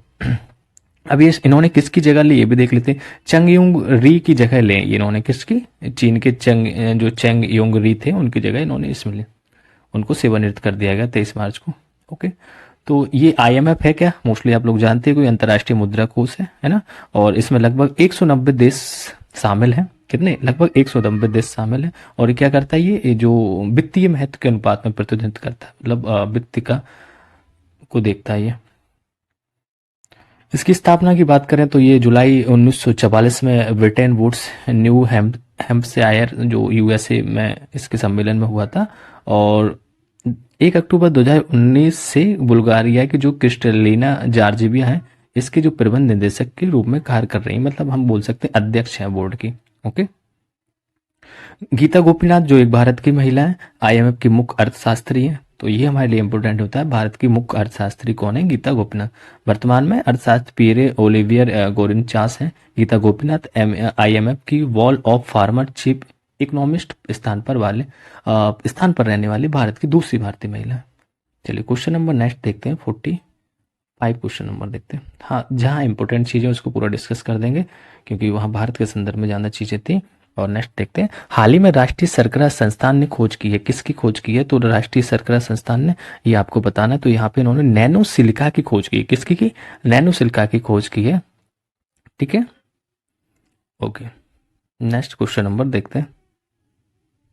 पौधों के अग्रभाग से उत्तक को हटाकर कोशिकाओं को अलग कर रोग मुक्त परिस्थितियों में एक मूल पौधे से कई पौधे उगाए जा सकते हैं। इस तकनीकों को क्या कहा जाता था, तो इस तकनीकी को क्या कहेंगे भैया, क्योंकि कह रहा है कि पौधे के जो अग्रभाग से उत्तक को हटाकर कोशिकाओं को अलग कर रोग मुक्त परिस्थितियों में एक मूल पौधे से कई पौधे उगाए जा सकते हैं, इस तकनीकों को क्या कहते हैं, तो इसको हम कहते हैं उत्तक संवर्धन। क्या कहते हैं, उत्तक संवर्धन। ऑप्शन सी इज राइट हो जाएगा। हम टिश्यूज कल्चर कहते हैं, इसको क्या कहते हैं, टिश्यूज कल्चर्स कैसे हैं, ये मोस्टली क्या करता है, नियंत्रण पोषक और जो पर्यावरणीय परिस्थितियों में ये पौधों के क्लोन का उत्पादन करने के लिए कोशिकाओं या उत्तकों हैं या उनके अंगों का समग्र पौधों का विट्रो कीटाणु रहित संवर्धन करता है, मतलब स्पेटिक्स कल्चर्स के। ठीक है, चलिए नेक्स्ट क्वेश्चन नंबर 47 देखते हैं। 47 में लिखा है, निम्नलिखित में कौन सी धातु ऊष्मा की न्यूनतम सुचालक है, बताइए। न्यूनतम सुचालक, ये तो बिल्कुल से बच्चों वाला क्वेश्चन लग रहा है ना, सब लोग देख के मार देंगे भाई। बिल्कुल न्यूनतम मतलब शीशा, उसमें तो न्यूनतम क्या कुछ भी होता नहीं है। स्केडियम्स होगा, तांबा होगा, मैग्नीशियम, बट ऐसे बर्ड स्केडियम मैग्नीशियम आपको लग रहा होगा कि नहीं होंगे, लेकिन शीशा तो बचपन से ही सुनते आ रहे होंगे ना। तो option D B is right हो जाएगा। शीशा एक रासायनिक तत्व है जिसका प्रतीक पीबी होता है और ये परमाणु संख्या इसकी 82 होती है। और इसकी बात करें तो शीशा क्या होता है, ये नीले सफेद रंग की चमकदार धातु होती है, अत्यधिक मुलायम, आघात वर्धनीय, विद्युत का अपेक्षित कम सुचालक होता है इसमें। बकाया और कुछ नहीं जानना, शीशा शीशा होता है ना, सब जानते हैं। चलिए क्वेश्चन नंबर 48 की बात करते हैं। 48 में आपका लिखा है कि निम्नलिखित में से किसे वुड स्पिरिट, क्या लिखा है, वुड स्पिरिट के रूप में भी जाना जाता है। वुड स्पिरिट क्या है आपका, तो मैथिल एल्कोहल होता है, इसको हम वुड स्पिरिट के नाम से भी जानते हैं। मैथिल एक गैर पेय एल्कोहल, क्या है, गैर पेय एल्कोहल है, जिसे कास्ट एल्कोहल स्पिरिट और मैथिल एल्कोहल के रूप में भी जाना जाता है। तो कास्ट एल्कोहल के रूप में भी इसको जानते हैं। तो ऑप्शन यहाँ पे ए राइट हो जाएगा, क्या हो जाएगा, ए राइट है। चलिए नेक्स्ट क्वेश्चन नंबर 49 को देखते हैं। 49 में लिखा है कि जून 2022 में, किसमें जून 2022 में भारत ने भगवान बुद्ध के 4 पवित्र कपिलवस्तु अवशेष निम्नलिखित में से किस स्थान को भेजे हैं, तो बताइए भैया किस स्थान को भेजेंगे। वो करंट का क्वेश्चन है, जो भी इससे जुड़ा रहा होगा हाँ उसको पता होगा। 49 का डी मंगोलिया को ना, कि जून 2022 में भारत ने भगवान बुद्ध के 4 जो पवित्र कपिल वस्तु अवशेष निम्नलिखित में किस देश को भेजे थे, वो मंगोलिया को भेजे थे आपके। ठीक है तो ये मंगोलिया को भेजे गए थे, क्योंकि जो हमारे वर्तमान में कानून और न्याय मंत्री श्री किरेन रिजिजू हैं, उनने 25 सदस्यीय प्रतिनिधिमंडल बनवाया था और 11 दिवसीय प्रदर्शनी के लिए मंगोलिया के पवित्र अवशेषों के साथ मंगोलियाई बुद्ध पूर्णिमा समारोह इसमें ये किया गया था। चलिए नेक्स्ट क्वेश्चन देखते हैं, क्वेश्चन नंबर 50 में देखते हैं क्या है। लिखा है कि निम्नलिखित में से कौन सा विश्व का तीव्रतम कंप्यूटर है। ये क्वेश्चन तीव्रतम कंप्यूटर वाला अभी जैसे अपने करंट में पढ़ा होगा कि एक अभी मीटिंग हुई थी फॉरेन में, है ना, तो उसमें देखा गया था हमारे भारत का कौन सा कंप्यूटर था और सबसे तेज तीव्रतम कंप्यूटर कौन सा था, वो भी चीजें बताएंगे थी। तो यहाँ बताना है सबसे तीव्रतम कंप्यूटर कौन था, तो फ्रंटियर हो जाएगा। क्या हो जाएगा? फ्रंटियर। इसके पहले फुगाकू था, वो जापान का था, बट इस टाइम पे आपका फ्रंटियर बन गया है, जो एक पहला एक्स स्केल सुपर कंप्यूटर बना है, जो विश्व में सबसे तेज कंप्यूटरों के मामले में पहला स्थान प्राप्त करता है। ठीक है, ये यहाँ पे लगभग 500 कंप्यूटर की जो एक लिस्ट बनाई गई थी, हम बोल सकते हैं सबमिट किया गया था, जिसमें से इसको फ्रंटियर को सबसे आगे रखा। फ्रंटियर की बात करें तो ये कहाँ का, ये जो अमेरिकी ऊर्जा विभाग की ओक रिज नेशनल लेबोरेटरी के लिए बनाया गया था। करंट में मैंने पढ़ाया था आर के लिए, उसमें वीडियो में आप देखेंगे। तो फ्रंटियर सुपर कंप्यूटर 1.1 एक्जोफ्लॉप के प्रदर्शन के साथ विश्व का सबसे तेज कंप्यूटर है। ये एक्सप्रेशन इसलिए थोड़ा सा एक दो पॉइंट जरूरी हो जाते हैं कि इससे रिलेटेड चीजें पूछ देते हैं, क्या इसके बारे में चीजें सही है या नहीं है। चलिए क्वेश्चन नंबर 51 देखते हैं। 51 में लिखा है निम्नलिखित में कौन से मानव मस्तिष्क की संरचना, तो मानव मस्तिष्क की संरचना के भाग हैं, तो कौन कौन से भाग हैं, कौन से नहीं है, तो ऑप्शंस इसके अलग दिए गए होंगे, बट यहाँ से हम देखते हैं सेरेब्रम लिखा है, थैलेमस लिखा है, सेरिबेलम लिखा है, कार्पोरा क्वाड्रिजेनिमा लिखा है। तो ऑप्शंस देखते हैं इसके क्या है। नेक्स्ट ऑप्शन से यहाँ पे एक ऑप्शन बी दिया गया है। बी मतलब सारे पार्ट हैं बॉडी के, आप आराम से रीड भी कर रहे होंगे तो क्लियर हो रहा है। सेरेब्रम भी है, थैलेमस है, सेरिबेलम है, कॉर्पोरा क्वाड्रिजेनिमा भी है, तो सारे ऑल राइट हो जाएंगे। ऑप्शन सॉरी नहीं, एक इसमें पूछा था कि सही उत्तर बताना, तो ऑप्शन बी मतलब 1 2 3 4 4 तक हो जाएंगे। और कितने दिए इसमें? 4 ही दिए गए। हाँ, इज ऑल राइट है, सारे सब कुछ सही हो जाएगा। ठीक है, तो क्वेश्चन नंबर हम लोग 52 की बात करते हैं। चलिए क्वेश्चन नंबर 52।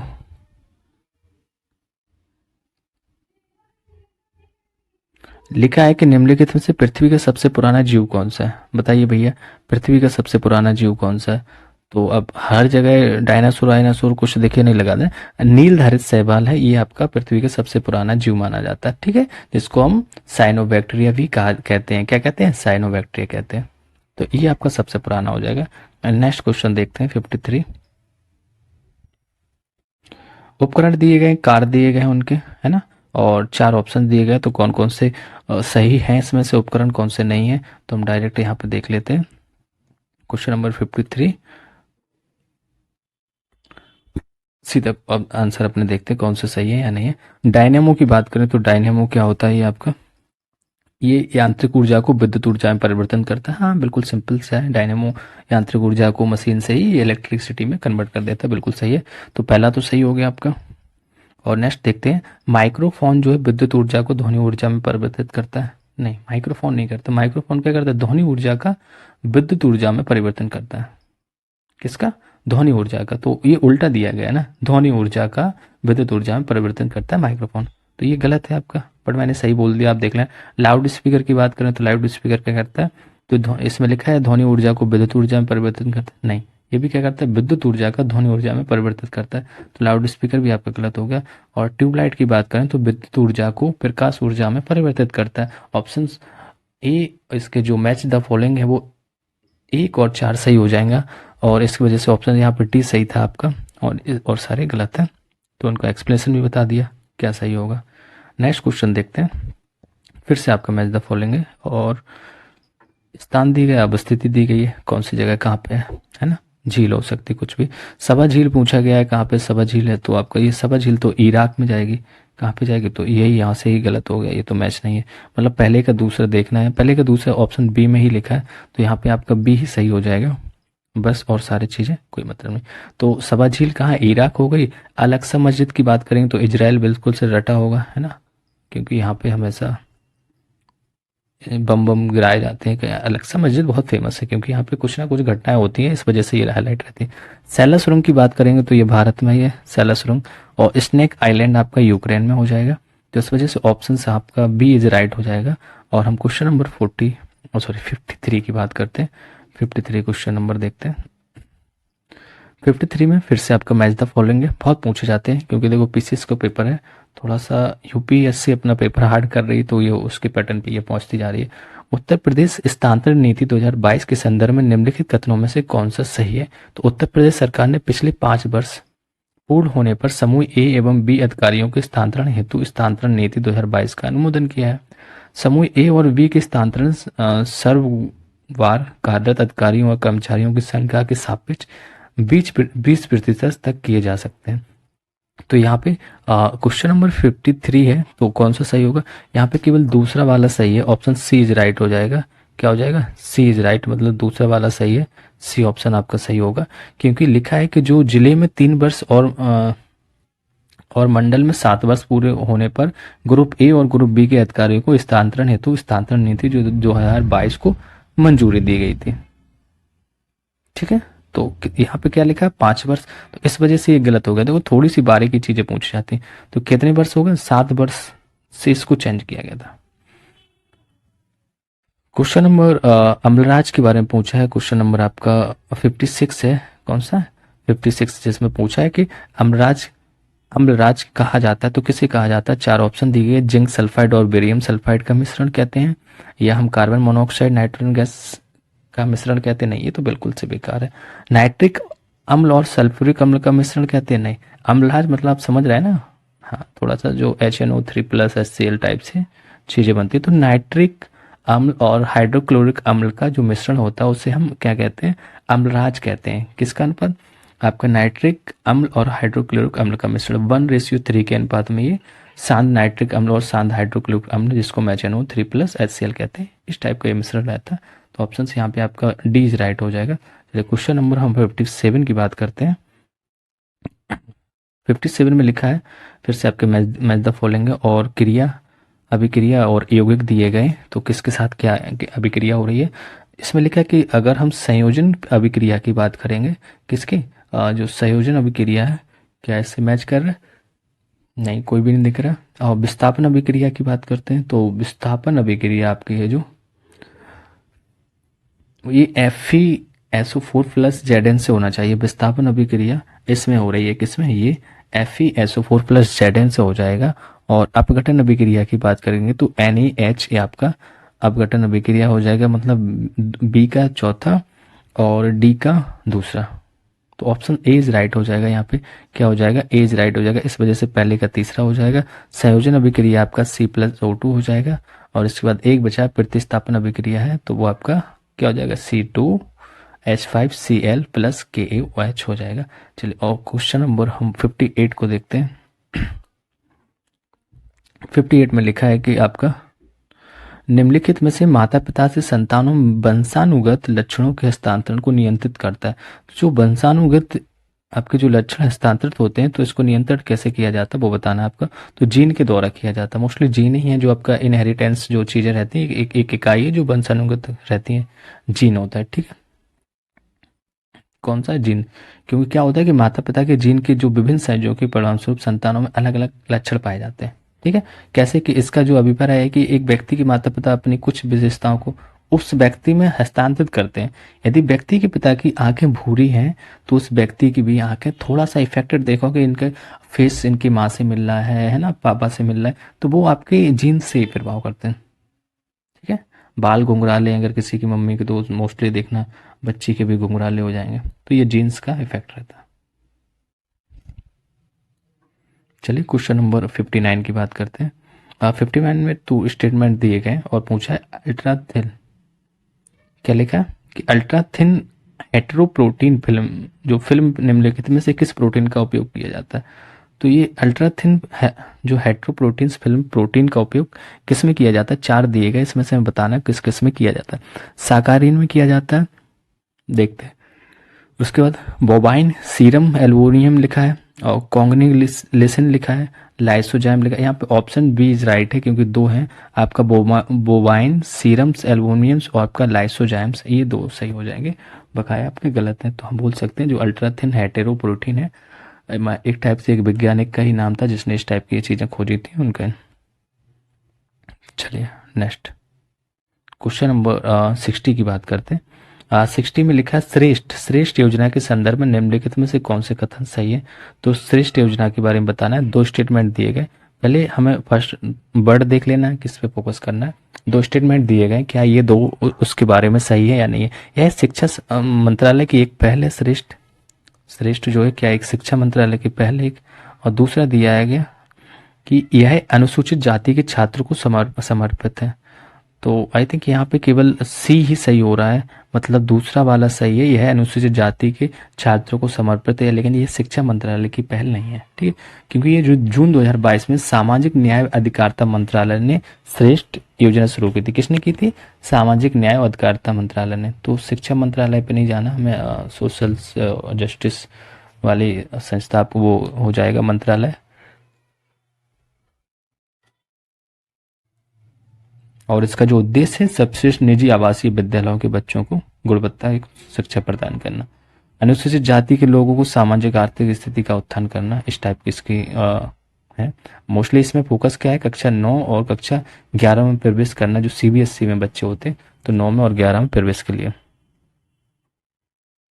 और इसमें लगभग 11 से और 9 तक की लगभग 3000 सीटें उपलब्ध रहेंगी हर साल। और उनकी शिक्षा कैसी होगी? स्कूल शिक्षा शुल्क, आवासीय शुल्क की पूरी लागत विभाग द्वारा वहन की जाएगी, मतलब फ्री, आपका रहना खाना सब कुछ फ्री है। बहुत अच्छी योजना है। और माता पिता की वार्षिक आयु इसमें 2.5 लाख रुपए से कम होनी चाहिए, बस यही है, 2.5 लाख रुपए तक होने चाहिए, इससे ज्यादा नहीं। तो इनका जो लक्ष्य है 12वीं क्लास तक उनकी पढ़ाई को पूरा करना। चलिए क्वेश्चन नंबर हम लोग ये इंपोर्टेंट था, इस वजह से उसको बताना जरूरी था। क्वेश्चन नंबर 61 की बात करते हैं। 61 में लिखा है कि मानव आंख के भागों के संदर्भ में निम्नलिखित कथनों में से कौन से कथन सही है। तो आपके 4 कथन दिए गए और आंख के बारे में पूछा है, तो बताना है कौन सा सही है। तो ऑप्शंस यहाँ पे 3 और 4 और मतलब जो तीसरा और चौथा सही है, बकाया 2 गलत है, क्योंकि सी ऑप्शन यहाँ पे राइट था, जिसमें लिखा है कि कोरोराइड में कई रक्त वाहिकाएं होती हैं तथा रंग में नीला दिखाई देता है। रेटिना में अंदर से बाहर की ओर तंत्रिका कोशिकाओं की 3 परतें, जैसे नाड़ी ग्रंथि कोशिकाएं, है ना, और फिर आपका दूरध्रुवी कोशिकाएं तथा फोटो रिसेप्टर्स कोशिकाएं, ये सब पाई जाती हैं। तो ये सही है आपका आई बॉल के बारे में। चलिए नेक्स्ट क्वेश्चन देखते हैं। 62 में लिखा है आयोडीन की प्राप्ति होती है, किससे प्राप्ति होती है? लेमिनेरिया से होती है। किससे होती है? ये आपका लेमिनेरिया से होती है आयोडीन की प्राप्ति। मतलब एक शैवाल या अलगी पादप जगत का सबसे सरल जलीय जीव है, जो प्रकाश संश्लेषण द्वारा उसकी क्रिया से अपना भोजन निर्माण करता है। तो आपका यही लेमिनेरिया है आयोडीन की प्राप्ति के लिए। Next question number 63 question number देखते हैं। आपसे ऊर्जा का एसआई मात्रक पूछा है। क्या पूछा है? एसआई मात्रक ऊर्जा का बता दीजिए आराम से, क्या है ना, बचपन से 12th से ही टीचरों ने पढ़ाया होगा। तो ऊर्जा का एसआई मात्रक जूल होता है ना। क्यों भाग रहा है? जूल हो जाएगा। क्या हो जाएगा? जूल, जो क्या करता है? कार्य करने की क्षमता को दर्शाता है। ऊष्मा का जो ऊर्जा, प्रकाश ऊर्जा, ध्वनि ऊर्जा, बहुत सारी ऊर्जा होती है, एक टाइप से ये सारी क्या अदिश राशि है। चलिए नेक्स्ट क्वेश्चन नंबर देखते हैं 64 में आपके स्टेटमेंट दिए गए और 4 ऑप्शन भी दिए गए, जिसमें से हमें बताना है कितने कौन कौन से सही है। लिखा है भाला फेंक जो चैंपियंस नीरज चोपड़ा से संबंधित निम्नलिखित घटनाओं पर विचार कीजिए, उन्हें कालमानुसार हमें व्यवस्थित भी करना है। जो 64 का आपका ए हो जाएगा। ए में लिखा है कि 2, पहले ये वाला आएगा 1 नंबर पे, उन्होंने फिनलैंड में आयोजित क्रियोटेन गेम्स में स्वर्ण पदक जीता है, बिल्कुल सही है। दूसरा आपका हो जाएगा कि उन्होंने नया राष्ट्रीय रिकॉर्ड बनाते हुए पावो नूर्मी गेम्स में 89.30 मीटर थ्रो किया था, बिल्कुल सही है। फिर उसके बाद तीसरे नंबर पे आएगा हमारा तीसरा ही, 1 मिनट, ये 64 का, हाँ ए, तो ये आपका पहले नंबर पे दूसरा वाला, उन्होंने ओलंपिक में गोल्ड मेडल जीता, बिल्कुल सही है। फिर जाएंगे उन्होंने ये राष्ट्रीय रिकॉर्ड बनाते हुए पावो नूर्मी गेम्स में 89.30 मीटर थ्रो फेंका, बिल्कुल सही। फिर तीसरे नंबर पे आएंगे, ये दूसरा हो गया। ये तीसरे नंबर पे आपका आएगा उन्होंने फिनलैंड में आयोजित क्रोटेंस गेम्स में स्वर्ण पदक जीता, बिल्कुल सही। चौथे नंबर पे चौथा ही रहेगा, जिसमें लिखा हुआ है विश्व चैंपियनशिप में पदक जीतने वाले पहले पुरुष ट्रैक और फील्ड एथलीट केवल दूसरे भारतीय बने। ओके, तो इस टाइप का आपका ऑप्शन ए राइट हो जाएगा 64 का। चलिए क्वेश्चन नंबर 65 देखते हैं।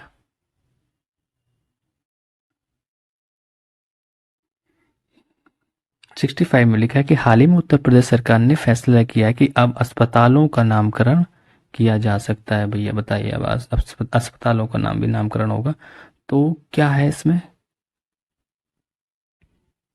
65 का ए लिखा है, जमीन दान देने वालों के नाम पर अस्पतालों का नाम लिखा जाएगा। ये तो बहुत अच्छी बात है भाई, कोई जमीन दान दे रहा है तो उनके नाम से वो हॉस्पिटल चलता रहेगा। ठीक है। क्वेश्चन नंबर 66, कुनैन दवा का उपयोग निम्नलिखित में से किस रोग के उपचार के लिए किया जाता है? तो ये तो पता है ना, बेसिक। ठीक है, कुछ क्वेश्चन से जी भी आते हैं, ऐसा नहीं कि सारे हार्ड बिल हैं, बचपन से पढ़ के आ रहे होगे। मलेरिया के लिए जो कुनैन की छाल का यूज होता है, इसको क्यूनिन भी बोलते हैं, एक औषधि एक टाइप से। क्वेश्चन नंबर 67 की बात करते हैं, चलिए देखते हैं। लिखा है 40 AR 18 40 CA। अब हम परमाणु भार बोल सकते हैं, पर एक AR का जो परमाणु भार 40 है और क्रमांक है 18। इस टाइप से आपका CA का भी है, K का है। तो ये उदाहरण किसके हैं? 67 क्वेश्चन नंबर। तो ये उदाहरण संभारिक है क्या? क्योंकि इसमें जो समान स्थिति ये दिख रही थी ना, संभारिक भार जो समान दिख रहा है 40, तो इस वजह से ये संभारिक हो गए। क्या हो गए? संभारिक। जो संभारिक के उदाहरण है। चलिए नेक्स्ट क्वेश्चन नंबर देखते हैं। 68 क्वेश्चन नंबर, निम्नलिखित में से कौन स्फुरदीप्ति का उदाहरण नहीं है? स्फुरदीप्ति का उदाहरण नहीं है, ये बताना। तो कौन सा नहीं है? 68 का डी हो जाएगा। कुनैन सल्फेट है वो स्फुरदीप्ति का उदाहरण नहीं है, बल्कि ये प्रतिदीप्ति का पदार्थ है। क्या? प्रतिदीप्ति पदार्थ है। नेक्स्ट क्वेश्चन नंबर 69 की बात करते हैं। लिखा है कि आपका सुमेलित करना है कौन किसका अध्यक्ष है। सुमेलित नहीं है वो हमें बता देना है, तो कौन सा इसमें से नहीं होगा। जैसे हम रंजना प्रकाश की बात करें, रंजना प्रकाश देसाई, ये भारतीय प्रेस परिषद अध्यक्ष हैं। क्या? भारतीय press. National human rights commission अध्यक्ष तो ये नहीं है, ये तो आपका गलत ही हो गया, है ना। तो हमें सुमेलित वाला देखना है। तो ये किसकी होंगे? ये है आपकी भारतीय प्रेस परिषद अध्यक्ष की, रंजना प्रकाश देसाई।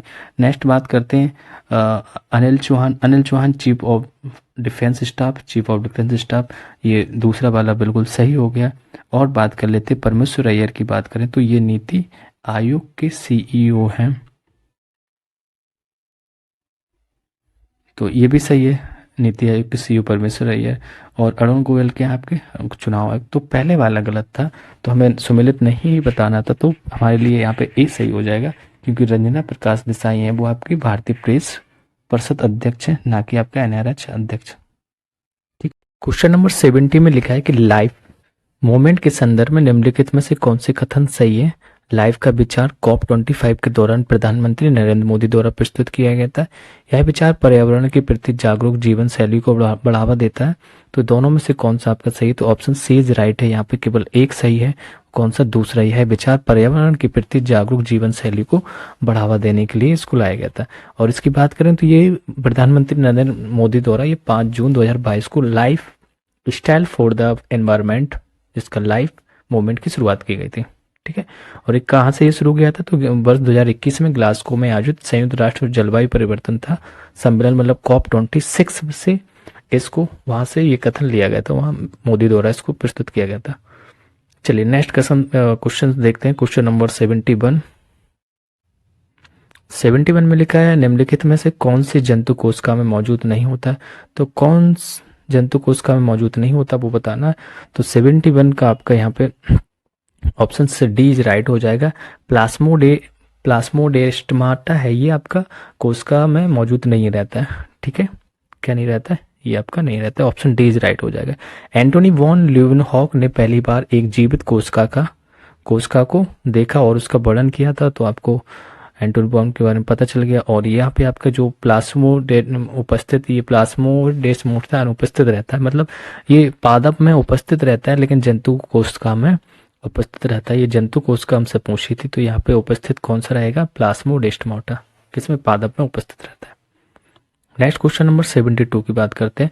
निम्नलिखित में से किसकी पहचान के लिए बॉन मिनरल, कौन सा? बॉन मिनरल्स डेंसिटी BMW परीक्षण किया गया था, तो 72 का आपका हो जाएगा, सी राइट हो जाएगा। ऑस्टियोफोरेसिस, ऑस्टियोफोरेसिस आपका ये बॉन मिनरल्स डेंसिटी BMW परीक्षण किया गया था। नेक्स्ट क्वेश्चन देखते हैं 73।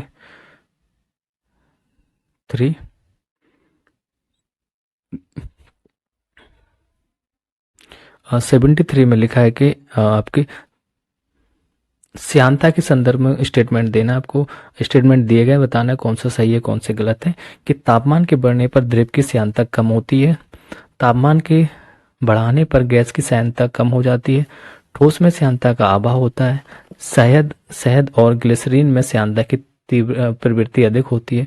तो यहाँ पे कौन कौन से सही, 1 3 4 सही हो जाएगा आपका, यानी कि ऑप्शन डी इज राइट हो जाएगा। यहाँ पे 1 3 4 सही है कि तापमान को बढ़ने पर द्रव की श्यानता कम हो जाती है, बिल्कुल सही है। ठोस में श्यानता का अभाव होता है, सही है। जो शहद और ग्लिसरीन में श्यानता की प्रवृत्ति अधिक होती है, बिल्कुल यहाँ पे सही है आपके। और ये जो लिखा था तापमान के, दूसरा वाला तापमान के बढ़ाने पर गैस की श्यानता कम हो जाती, नहीं, तापमान के बढ़ने पर गैस की जो श्यानता में वृद्धि हो जाती है, क्या हो जाती है, वृद्धि, इस वजह से ये गलत हो गया था।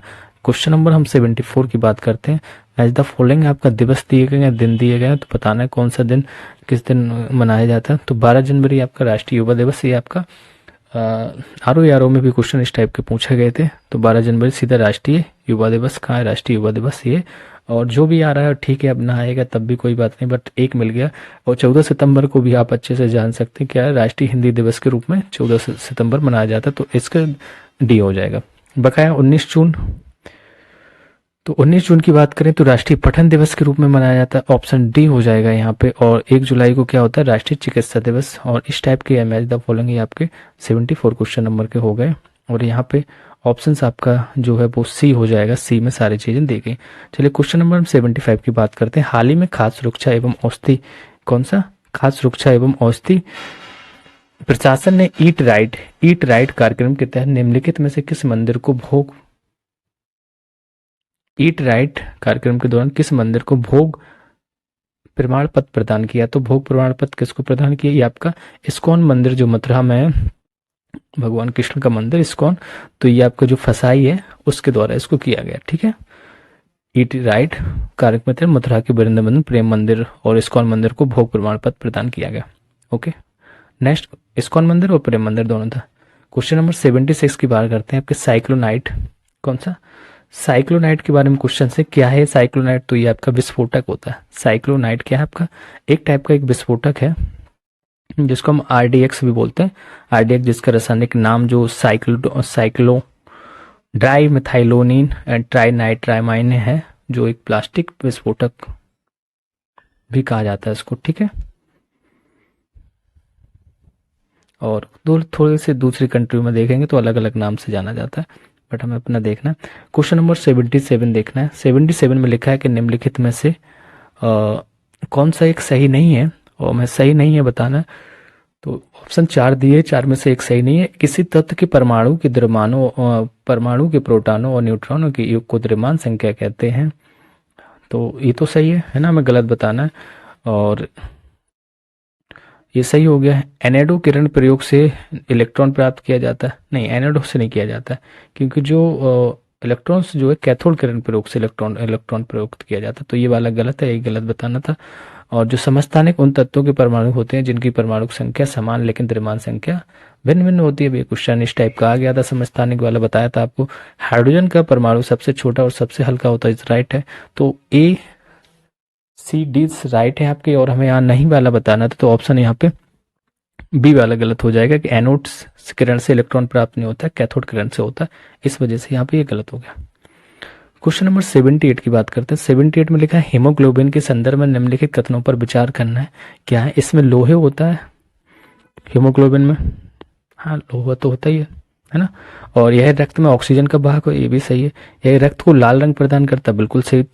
और यह रोगों के प्रति प्रतिरक्षा प्रदान करता है, नहीं रोगों के प्रति प्रतिरक्षा तो प्रदान नहीं करता। यहाँ पे केवल 3 सही हो गए, 1 2 3, तो ऑप्शन बी इज राइट हो जाएगा, ठीक है। कौन सा हो जाएगा, क्योंकि जो श्वेत रुधिकाएं हैं वो आपकी रोगों के प्रति जिम्मेदार होती हैं या प्रतिरक्षा करती हैं। बकाया ये सारी चीजें आपकी सही थी, तो ऑप्शन बी इज राइट 78 का। क्वेश्चन नंबर 79 को देखते हैं। 79 में लिखा है कि निम्नलिखित में से कौन सा देश फीफा 26 की मेजबानी करेगा। तो कौन सा देश करेगा? ये संयुक्त राज्य अमेरिका, मैक्सिको, कनाडा, ये 26 की मेजबानी करेंगे फीफा की। ओके, नेक्स्ट क्वेश्चन देखते हैं। क्वेश्चन नंबर 80 लिखा है निम्नलिखित में से किस देश ने जानवरों के लिए एनोकोवैक्स, कौन सा? एनोकोवैक्स नामक कोविड-19 वैक्सीन विकसित की है। तो कोविड-19 वैक्सीन किसने विकसित की है? क्वेश्चन नंबर आपको 80 में बताना है, तो आपका ये डी हो जाएगा। भारत ने एनोकोवैक्स नामक कोविड वैक्सीन विकसित की थी, वो भी किसके लिए? जानवरों के लिए। ओके, नेक्स्ट क्वेश्चन देखते हैं। क्वेश्चन नंबर 81 को देखते हैं। बेरी बेरी रोग के संदर्भ में निम्नलिखित कथन दिए गए, इसमें से कौन कौन से कथन सही है? दो दिए गए, दोनों सही है या नहीं है वो बताना है। बैट बेरी बेरी हृदय और परिसंचरण तंत्र को प्रभावित करता है। ड्राई बेरी बेरी नसों को नुकसान पहुंचाती है और मांसपेशियों की शक्ति में कमी लाती है। तो ऑप्शन यहाँ पे बी हो जाएगा। बी मतलब दोनों सही है, क्योंकि जो बैट बेरी बेरी हृदय और परिसंचरण तंत्र को प्रभावित करती है, बिल्कुल सही है। ड्राई बेरी बेरी नसों को नुकसान पहुंचाती है और मांसपेशियों की शक्तियों में कमी ला जा सकती है, तो दोनों सही हो जाएंगे। नेक्स्ट क्वेश्चन नंबर हम 82 की बात करते हैं। धातु दिए गए और संबंधित रोग दिए गए, किस धातु से कौन सा रोग होता है, तो हमें 82 में ये बताना है। ठीक है, तो आर्सेनिक बिल्कुल से पता होगा, आर्सेनिक वाला सभी को, क्योंकि ये फेफड़े जो कैंसर है ना, त्वचा कैंसर, इस टाइप के वो तंत्र का तंत्र, तो कोई जो भी दिख रहा है, फेफड़ा दिखे या त्वचा तंत्र दिखे आपका, तो मतलब तंत्र का तंत्र दिखे, त्वचा कैंसर, तो सारे लगा दें। तो फेफड़े वाला क्या हो जाएगा आपका? ये आर्सेनिक वाला हो जाएगा, मतलब पहले ए का एक, ये राइट यहाँ पे सही है। कैडमियम की बात करें तो किडनी तथा हड्डियों को कमजोर करता है, तो हड्डियों को कमजोर कौन कर रहा है? कैडमियम। तो ए का एक ही रहेगा, बी का तीसरा, ए का एक, बी का तीसरा। ऑप्शन से यहाँ पे हमारा हो जाएगा, कौन सा सही हो जाएगा? डी इज राइट हो रहा है यहाँ पे। मैच कर लेते हैं सीधा सा। और पॉलीविनाइल क्लोराइड की बात करें तो इस श्वसन संबंधी होता है, किससे होता है? श्वसन संबंधी, ये वाला हो जाएगा। बेरियम आपका बचा है, तो बेरियम मस्तिष्क सूजन के लिए हो जाएगा। ठीक है, और जैसे कुछ वर्ड और आते हैं, जैसे सीसा है तो किडनी एवं मस्तिष्क के लिए हो जाता है ना। पारा केंद्रीय तंत्र का तंत्र और किडनी के लिए। सेलेनियम सबका सेलेनोसिस नामक जो रोग होता है उसके लिए। ओके, चलिए नेक्स्ट क्वेश्चन नंबर 83 देखते हैं। 83 में क्या लिखा है? लिखा है निम्नलिखित में से केशु तत्व का उदाहरण नहीं है। किसको तत्व का उदाहरण नहीं है वो बताना है। बिल्कुल सिंपल सा है ना। मोमबत्ती का जलना है, क्योंकि ऊपर को चढ़ा रहा है। गिरे हुए द्रव को अवशोषित करने के लिए ब्लोटिंग पेपर का प्रयोग करना, यह भी है। फाउंटेन पेन में नीचे से निब तक स्याही का खींचना, तो सही है। इसमें से कोई भी गलत नहीं है, मतलब तीनों दिख रहे हैं हमें सही है, तो उपरोक्त में से कोई भी गलत नहीं है। हाँ, अगर आपका लैंप वाला भी उदाहरण दे देता था तब भी वो भी सही होता है ना। तो ये आपके कोशी तत्व के हैं। क्वेश्चन नंबर 84 है भारत का पहला लिक्विड मिरर टेलीस्कोप कौन सा? भारत का पहला लिक्विड मिरर टेलीस्कोप कहाँ लॉन्च किया गया है? तो 84 का डी हो जाएगा। ये उत्तराखंड में लॉन्च किया गया है और हिमालय पे लगभग 2450 मीटर की ऊंचाई पे इसको लॉन्च किया गया था। ये सुपरनोवा टाइप की चीजें हैं, है ना। क्षुद्र ग्रहों, सुपरनोवा, अंतरिक्ष मलबे और अन्य सभी आकाशीय पिंडों का निरीक्षण करने के लिए नैनीताल के उत्तराखंड में आर्यभट्ट अवलोकन विज्ञान अनुसंधान संस्थान जो आपका है कि स्वामित्व वाले देवस्थल वेधशाला परिसर में स्थापित इसको किया गया था। चलिए नेक्स्ट क्वेश्चन 85 देखते हैं।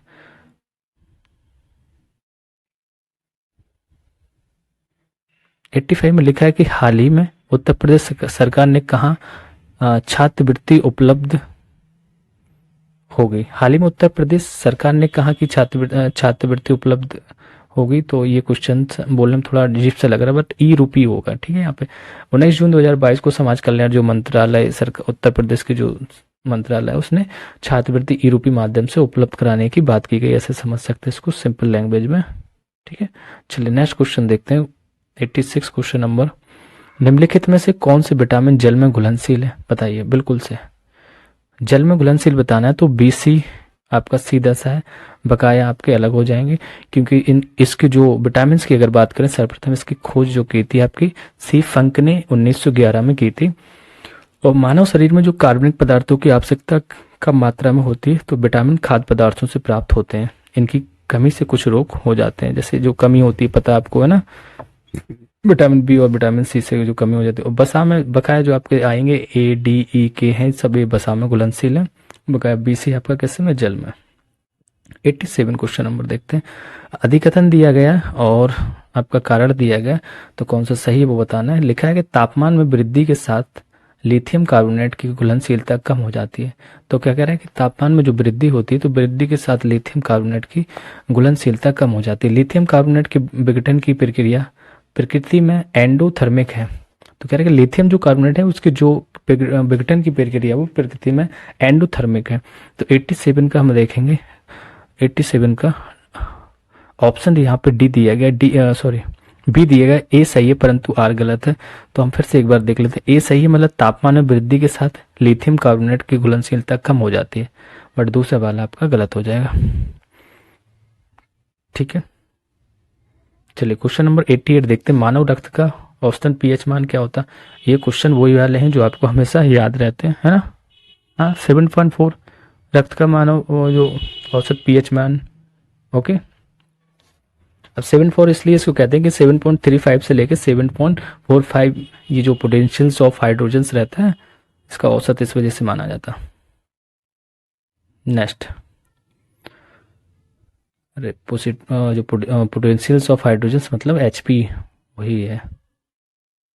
89 क्वेश्चन नंबर। हाल ही में खोजे गए पॉसिडोनिया ऑस्ट्रेलियस के संदर्भ में निम्नलिखित में से कौन से कथन सही है।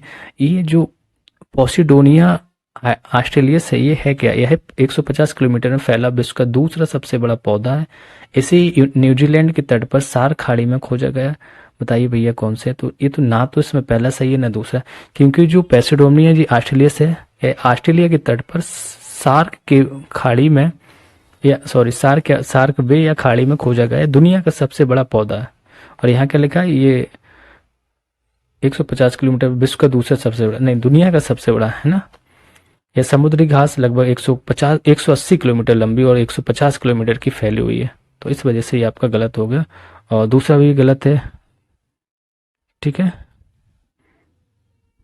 क्योंकि इसमें लिखा है ये खाड़ी में खोज, न्यूजीलैंड की खाड़ी में नहीं, तो ये आपका कहा ऑस्ट्रेलिया की, तो इस वजह से दोनों गलत हो गए। चलिए क्वेश्चन नंबर 90 की बात करते हैं। 90 में लिखा है हाल ही में केंद्रीय औषधिक प्रौद्योगिकी संस्थान CIET जिसको कहेंगे यूनेस्को द्वारा प्रतिष्ठित पुरस्कार से सम्मानित किया गया। इस पुरस्कार का नाम क्या था। तो इस पुरस्कार का नाम था किंग अहमद बिन ईसा अल खलीफा पुरस्कार। तो इस पुरस्कार भी ये बड़ा नाम है, अब ऐसे पुरस्कार हैं उनके तो देंगे ही। ठीक है, तो ये किस लिए, जो केंद्रीय जो शैक्षिक प्रौद्योगिकी संस्थान है तो इसको यूनेस्को द्वारा प्रतिष्ठित पुरस्कार से सम्मानित किया गया किंग अहमद बिन ईसा अल खलीफा पुरस्कार से। क्वेश्चन नंबर 91 की बात करते हैं। गंभीर रूप से कुपोषण कारण, क्या गंभीर रूप से कुपोषण कारण बनता है, क्या कारण बनता है। सुमेरामस रोग हो जाता है वो कारण बनता है। सुमेरामस कुपोषण का विशेष रूप से प्रोटीन ऊर्जा कुपोषण एक गंभीर रूप है। ठीक है, यह कैलोरी की समग्र कमी के परिणाम स्वरूप होता है, मतलब जो कैलोरी की कमी हो जाती है उस वजह से ये होने लगता है। तो इसमें हड्डियां दिखने लगती हैं ना, पेट निकला हुआ रहता है, इस टाइप की सारी चीजें हो जाती हैं। कौन सा हार्मोन लड़ो या ओढ़ो हार्मोन्स कहते हैं, मतलब फाइट एंड फ्लाई जिसे कहते हैं। तो ये कौन सा हार्मोन कहलाता है, तो एड्रेनेलिन कहलाता है। कौन सा, एड्रेनेलिन ये आपका हार्मोन वो है, फाइट एंड फ्लाई करके क्या बोलते हैं इसको, है ना। इंसुलिन की बात करें तो ये कोशिकाओं द्वारा स्रावित होता है और अग्नाशय की लैंगरहैंस की जो आपके द्वीपिका जो कार्बोहाइड्रेट उपापचय के लिए अत्यधिक महत्वपूर्ण है। इंसुलिन के जो अल्पस्राव के मधुमेह या डायबिटीज रोग हो जाता है, पता ही होगा आपका। ऑक्सीटोसिन की बात करें तो यह एक स्तनपायी संबंधी हार्मोन है जो मुख्य रूप से मस्तिष्क में तंत्रिका संबंधी प्रेक्षण का कार्य करता है। ये महिला प्रजनन में अपनी मुख्य भूमिका निभाता है। पशुओं में दूध के स्रवण हेतु भी इसका प्रयोग किया जाता है। एस्ट्रोजन की बात करें तो एस्ट्रोजन जो डी में लिखा है आपका, यह एस्टेरॉयड होता है। यह हार्मोन यौवन अवस्था में यौन लक्षणों जैसे गर्भाशयी योनि स्तनों के विकास को प्रेरित करता है। इस हार्मोन की कमी के कारण जनन क्षमता क्षीण हो जाती है, तो इसको कमी भी नहीं होने देना है ना। नेक्स्ट क्वेश्चन नंबर हम 93 की बात करते हैं। 93 में लिखा है निम्नलिखित में से किस रंग की तरंगदैर्घ्य सबसे कम होती है। तो किस रंग की तरंगदैर्घ्य सबसे कम होती है, तो भैया ये नीले रंग की तरंगदैर्घ्य सबसे कम होती है। किसकी, नीले रंग की। चलिए नेक्स्ट क्वेश्चन नंबर देखते हैं 94 में फिर से फिशिंग कैट के बारे में लिखा है और इसमें 4 स्टेटमेंट दिए गए और पूछे हैं कौन कौन से सही है। तो पहले हम क्वेश्चन को पढ़ लेते हैं, ये ऑप्शन पढ़ लेते हैं क्या क्या लिखा है। चिल्का झील में, सब्जेक्ट देख लो पहले, फिशिंग कैट के बारे में रीड करना है। चिल्का झील में संरक्षित क्षेत्र नेटवर्क के बाहर फिशिंग कैट की दुनिया की पहली आबादी का अनुमान लगाया गया था। इसकी IUCN रेड लिस्ट में सुबोध से लुप्त प्राय में उन्नत किया गया है। वे निशाचर हैं और वर्ष भर प्रजनन करते हैं। उन्हें भारतीय वन्यजीव संरक्षण अधिनियम 1972 के अनुसूचित सेकंड के तहत रखा गया। तो फिशिंग कैट के बारे में एक स्टेटमेंट थे आपके, यहाँ पे 1 और 3 सही है आपका, बस कौन सा 1 और 3 सही, मतलब ऑप्शन ए हो जाएगा। तो 1 और 3 को फिर से एक बार देख लेते, क्या है फिशिंग कैट, क्या है चिल्का झील में संरक्षित क्षेत्र नेटवर्क के बाहर फिशिंग कैट की दुनिया की सबसे पहली आबादी का अनुमान लगाया गया था। वे निशाचर हैं और वर्ष भर प्रजनन करते हैं। ये आपका फिशिंग कैट के बारे में हो गया। अब हम क्वेश्चन नंबर 95 की बात करेंगे। 95 में भी आपके लिखा है कि नदी, कौन सी नदी उत्तर प्रदेश के पचनद से जुड़ी हुई है, जहां जल हाल ही में चंबल कटहल महोत्सव मनाया गया। चंबल कटहल महोत्सव मनाया गया और पचनद नदी जो आप देखेंगे मोस्टली ये जिला जालौन के में पड़ती है, तो जिसको पंच नदी कहते हैं, पच नदी कहते हैं। तो इसमें से कथन बताने कौन सी, कुंवारी नदी, सोन है, सिंध है, पहुज है। तो इसमें से कौन सी पंचनद नदी से जुड़ी वो बताना है। तो 1 3 4 मतलब 1 3 कुंवारी, सिंध और पहुज, ये सारी रिवर्स आपकी जुड़ी हुई है। ठीक है, ये जालौन जो इटावा और औरैया के जिले की सीमा पर संदिग्ध है ये, जहाँ 5 नदियां जैसे आपके कुंवारी हो गया, फहूज हो गया, यमुना हो गया, चंबल हो गया, सिंध हो गया, तो ये सारी नदियां मिली, लेकिन यहाँ पे सोन नहीं आएगी। ओके, मोस्टली ये डाकू के लिए जो आपका जो एरिया फेमस है। चलिए नेक्स्ट क्वेश्चन देखते हैं। क्वेश्चन नंबर 96 में लिखा है अम्ल और क्षार के बारे में। तो अम्ल और क्षार के बारे में बताना। अम्ल और क्षार के संदर्भ में निम्नलिखित में से कौन से कथन 2 दिए गए सही है या गलत है। अम्ल लाल लिटमस को नीला कर देता है, देखते भैया करता कि नहीं, लगता तो कर देता है ना, बचपन से पढ़ के आ रहे हैं 11th क्लास की लैब में। जबकि क्षार नीले लिटमस को लाल कर देता है। अम्ल स्वाद में खट्टा होता है, जबकि क्षार स्वाद में तीखा कड़वा होता है। यस दोनों ऑप्शन सही है यहाँ पे, ऑप्शन बी हो जाएगा 1 और 2 दोनों, क्योंकि जो अम्ल है लाल लिटमस को नीला कर देता है, जबकि क्षार नीले लिटमस को लाल कर देता है। ठीक है, अम्ल स्वाद में खट्टा होता है, जबकि क्षार स्वाद में आपका तीखा या कड़वा हो सकता है। हम इसकी बात करते हैं। क्वेश्चन नंबर 97 की बात करते हैं। 97 में लिखा है कि आपका कोलाइडी विलयन जो विलयन होता है, ये परिक्षेपण माध्यम से कोलाइडी कणों की निरंतर टेढ़ी मेढ़ी गति कहलाती है। क्या कहलाती है? तो 97 का आपका सी ब्राउनी गति कहलाती है। कौन सी? जो कोलाइडी विलयन में परिक्षेपण माध्यम से कोलाइडी कणों की निरंतर टेढ़ी मेढ़ी गति कहलाती है, वो ब्राउनी गति कहलाती है। ओके, नेक्स्ट क्वेश्चन नंबर हम 98 की बात करते हैं। डेंगू बुखार के में मानव शरीर में निम्नलिखित में से किसकी कमी हो जाती है? तो जब डेंगू बुखार आता है तो मानव में के अंदर किस चीज की कमी हो जाती है? तो डेंगू से आपका प्लेटलेट्स कम हो जाती है। बिल्कुल से ये सभी को डेंगू के बारे में सब लोग जानते होते हैं, क्योंकि ये आपका एडिस जो आपका इजिप्टी के काटने से हो जाता है, एक मच्छर है ये, उसके कारण ये बुखार होने लगता है। अब इसमें डेन 1 डेन 2 डेन 3 इस टाइप के डेन 4 तक ये वायरस होते हैं जो उसकी स्थिति। और इसका जो बुखार की जो तीव्रता का अगर बात करें तो 4-5 दिन तक बड़ी तेजी से रहता है और इसमें प्लेटलेट्स कम हो जाती हैं। चलिए 99 क्वेश्चन नंबर देखते हैं। महत्वपूर्ण सूचना अवसंरचना CII के संदर्भ में निम्नलिखित में से कौन से कथन सही है? तो CII के बारे में बताना है। क्या ये IT अधिनियम 2000 के तहत सरकार किसी भी डेटा को CII के रूप में घोषित करने की शक्ति रखती है? जून 2022 में भारतीय स्टेट बैंक के संशोधनों को CII घोषित किया गया है। तो यहाँ पे आपका ऑप्शन ए हो जाएगा। ए में क्या लिखा है देख लेते हैं। ए में केवल एक ही सही है और आपका एक सही होगा ये वाला, कि आपका ये IT अधिनियम 2000 के तहत सरकार किसी भी डेटा को CII के रूप में घोषित कर सकती है। चलिए क्वेश्चन नंबर 100 पे हम लोग पहुंच गए। क्वेश्चन नंबर 100 देखते हैं। 100 में लिखा है 23 जून 2022 को उत्तर प्रदेश सरकार के पहले ट्रांसजेंडर सेल का उद्घाटन निम्नलिखित में किस स्थान पर किया गया? तो जो ट्रांसजेंडर सेल का उद्घाटन किया गया वो आपका लखनऊ में किया गया था 23 जून 2022 को। ये यहाँ पे जो पुलिस उपायुक्त मतलब पश्चिम सौमेन वर्मा लखनऊ पुलिस कमिश्नरेट में ये केसर बाग में कोतवाली प्रदेश के पहले ट्रांसजेंडर सेल पुलिस सहायता केंद्र का उद्घाटन किया था यहाँ पे। चलिए क्वेश्चन नंबर 101 की बात करते हैं। निम्नलिखित में से कौन डीऑक्सीराइबोक्लोनिक एसिड कौन सा डीएनए का हिस्सा नहीं है? तो कौन सा डीएनए का हिस्सा नहीं? उपरोक्त में से कोई नहीं, मतलब सब है। एडेनिन भी होता है, ग्वानिन भी होता है, साइटोसिन भी होता है, सारे होते हैं। इस वजह से ऑप्शन डी हो जाएगा यहाँ पे कि इसमें से कोई नहीं। चलिए क्वेश्चन नंबर हम 102 की बात करते हैं। निम्नलिखित में से किसे ग्लोबल साल्ट कहा जाता है? तो ग्लोबल साल्ट किसे कहते हैं? सोडियम सल्फेट को कहते हैं। किसको? सोडियम सल्फेट को हम ग्लोबल साल्ट कहते हैं। ओके, नेक्स्ट क्वेश्चन नंबर 103 की बात करते हैं। आकाश का रंग किसके कारण नीला दिखाई देता है?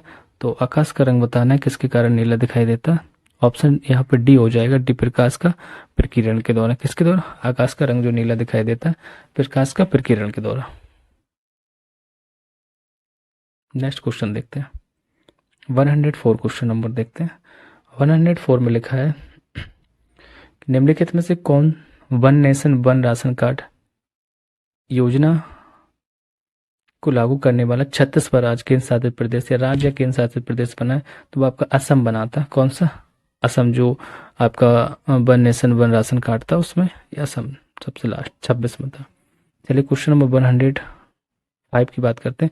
उत्तर प्रदेश की घरौनी परियोजना के संदर्भ में निम्नलिखित योजना में से घरौनी योजना के संदर्भ में से कथन बताने। घरौनी योजना पैतृक भूमि और संपत्ति को उनके वास्तविक मालिकों को हस्तांतरण करने की सुविधा प्रदान करती है। घरौनी प्रमाण पत्र ग्रामीणों को आसानी से ऋण प्राप्त करने में सक्षम होता है। तो वहाँ पे ऑप्शन आपका 20 सही है, 1 और 2 दोनों सही हो जाएंगे। क्या हो जाएंगे? तो यहाँ पे आपके दोनों कथन सही है घरौनी से जो रिलेटेड है। घरौनी योजना में पैतृक भूमि और संपत्ति को उनके वास्तविक मालिकों को हस्तांतरण करने की सुविधा प्रदान करती है, बिल्कुल सही है। और घरौनी जो प्रमाण पत्र ग्रामीणों को आसानी से ऋण प्रदान करने में सक्षम होता है। 105 ही हो जाएगा। नेक्स्ट हम लोग क्वेश्चन नंबर 106 की बात करेंगे। चलिए देखते हैं 106। फल दिए गए उनके खाने योग्य कौन सा पार्ट होता है वो चीज़ बताने कि लिखा है कि जो सेब है सेब का कौन सी चीज़ खाएंगे हम? तो इसका पुष्पासन खाते हैं। क्या खाते हैं? पुष्पासन से इसे मैच कर देंगे। तो पहले का तीसरा होना चाहिए, तो ऑप्शन बी में दिया गया पहले का तीसरा, तो ऑप्शन बी राइट हो जाएगा और किसी में नहीं दिया गया ना। तो सेब का कौन सा पार्ट खाते हैं? पुष्पासन। आम की बात करेंगे तो आम तो नहीं इसमें। हाँ, नारियल की बात करते हैं। नारियल को हम भूण पोच खाते हैं। क्या खाते हैं? भूण पोच खाते हैं। कहाँ गया नारियल? ये ठीक है, अब इसी से मैच कर लेते हैं ना। सी का चौथा हो जाएगा लीची, फ्लैसी एरियल्स, काजू आपका बीज पत्र। ओके, आम की बात करें तो आम में मध्य फल वित्ती होता है ना, और अमरूद में फल वित्ती, पपीता में मध्य फल वित्ती, मूंगफली में बीज पत्र एवं बोरमर। काजू की बात करें बीज पत्र, बेर बाह्य एवं मध्य फली वित्ती, अनार रसीले बीज चोल होते हैं, अंगूर फल वित्ती, कटहल सहपत्र परिदल और बीज, धनिया पुष्पासन एवं बीज दोनों होता है, यूज पता है आपको। शरीफा की बात करें फल वित्ती, सिंघाड़ा बीज पत्र, नींबू रसीले रोम। बेल की बात करें मध्य एवं अंतः फलावित्ती। टमाटर की बात करें तो फलावित्ती एवं बीजाणु। सहतूत की बात करें सहपत्र परिदल एवं बीज। चलिए एक ही में सारी चीजें देख ली भाई, इससे नहीं तो उससे किसी से तो क्वेश्चन पूछ दिया जाएगा, तो सारी चीजों को सुन लेना चाहिए। फिर से दिया गया अम्ल दिया गया, भोजन दिया गया, तो किस अम्ल में कौन से भोजन में कौन सा अम्ल पाया जाता है बताना। स्टीयरिक अम्ल की बात करें तो स्टीयरिक अम्ल आपका वसा में होता है, तो वसा मतलब हम ऑप्शन यहाँ पे तीसरे पे जाएंगे। कहाँ पे जाएंगे? तीसरे पे। टाइट्रिक अम्ल बिल्कुल आपको पता है कि अंगूर में होता है ना टाइट्रिक अम्ल। ब्यूटेरिक अम्ल की बात करें तो ब्यूटेरिक अम्ल का बासी जो मक्खन होती है उसमें होता है, और मौलिक अम्ल है जो आपका सेब में होता है। तो मैलिक अम्ल कहाँ? सेब में। तो इस टाइप से ये आपके सारे मैच हो जाएंगे, और यहाँ पे आपका ऑप्शन बीज राइट हो जाएगा, क्योंकि बीज में यही सारी चीजें मैच करके दी गई। देख लेते हैं, तो ये आपका बी वाला सही हो गया। चलिए क्वेश्चन नंबर 108 की बात करते हैं। लिखा है कि निम्नलिखित में से कौन सा लोहे का शुद्ध रूप प्रारूप है? तो लोहे का शुद्ध प्रारूप बताना है, कौन सा बी हो जाएगा? तांड लोहे हो जाएगा। क्या हो जाएगा? तांड लोहे हो जाएगा, आपका बी राइट हो जाएगा। चलिए राज और तितलियां दी गई हैं। तो बताना है कौन सा सही है। राज और तितलियां, कहाँ पे कौन सी तितली पाई जाती है? 109 क्वेश्चन नंबर है। केरल की बात करें, केरल में कौन सी है आपके? पहले सॉरी, अरुणाचल प्रदेश पहला है। तो अरुणाचल प्रदेश में केसरी हिंद रहती है। कौन सी? केसरी हिंद। अगर हम पहले का तीसरा देखेंगे तो ऑप्शन सही हो जाएगा, सी इज राइट यहाँ पे, पहले का तीसरा। और केरल की बात करेंगे, केरल को बुद्ध मयूरी हो जाएगी, बुद्ध मयूरी ये वाली हो जाएगी। और सिक्किम की बात करेंगे, दूसरा हो जाएगा ब्लू ड्यूक। और आपका डी का महाराष्ट्र में है ब्लू मार्मन, ब्लू मॉर्मन आपका। तो इस टाइप से आपका क्वेश्चन नंबर 109 का question option C is right हो जाएगा। नेक्स्ट क्वेश्चन देखते हैं 110। लिखा है कि निम्नलिखित में से कौन सा हवाई अड्डा हाल ही में पूरी तरह से कैसा हो गया? जल विद्युत एवं सौर ऊर्जा, मतलब जल विद्युत से चलेगा या तो सौर ऊर्जा से संचालित होगा। पहला हवाई अड्डा बना है, कौन सा बना है? तो ये आपका इंदिरा गांधी अंतर्राष्ट्रीय हवाई अड्डा बना। अभी इंदिरा गांधी हवाई अड्डा आपका है कहाँ पे? तो ये आपका दिल्ली में है। और 1 जून 2022 पे ये इस टाइप का बन चुका था कि ये जल विद्युत या सौर ऊर्जा से संचालित होगा। गोल्डन राइस एक प्रकार का चावल है जिसे जेनेटिक इंजीनियरिंग के माध्यम से निम्नलिखित में से किस विटामिन की कमी को पूरा करने के लिए तैयार किया गया? तो किस विटामिन को? ये विटामिन ए की अगर कमी हो जाती तो इसको यूज किया जाता है गोल्डन राइस को। और ये अंतर्राष्ट्रीय जो चावल संस्थान है उसके द्वारा इसको, जो कहाँ पे, ये फिलीपींस, तो rice research institute of Bangladesh, rice research institute और गोल्डन राइस की खेती के माध्यम से इसको बताया गया था। चलिए नेक्स्ट क्वेश्चन नंबर 112 की बात करेंगे। निम्नलिखित में से औषधियों में से कौन सी एंटीबायोटिक नहीं है? तो कौन सी औषधि आपकी एंटीबायोटिक नहीं है वो बताना है। ये एस्पिरिन है आपकी, वो एंटीबायोटिक नहीं है। क्या नहीं है? एंटीबायोटिक नहीं है।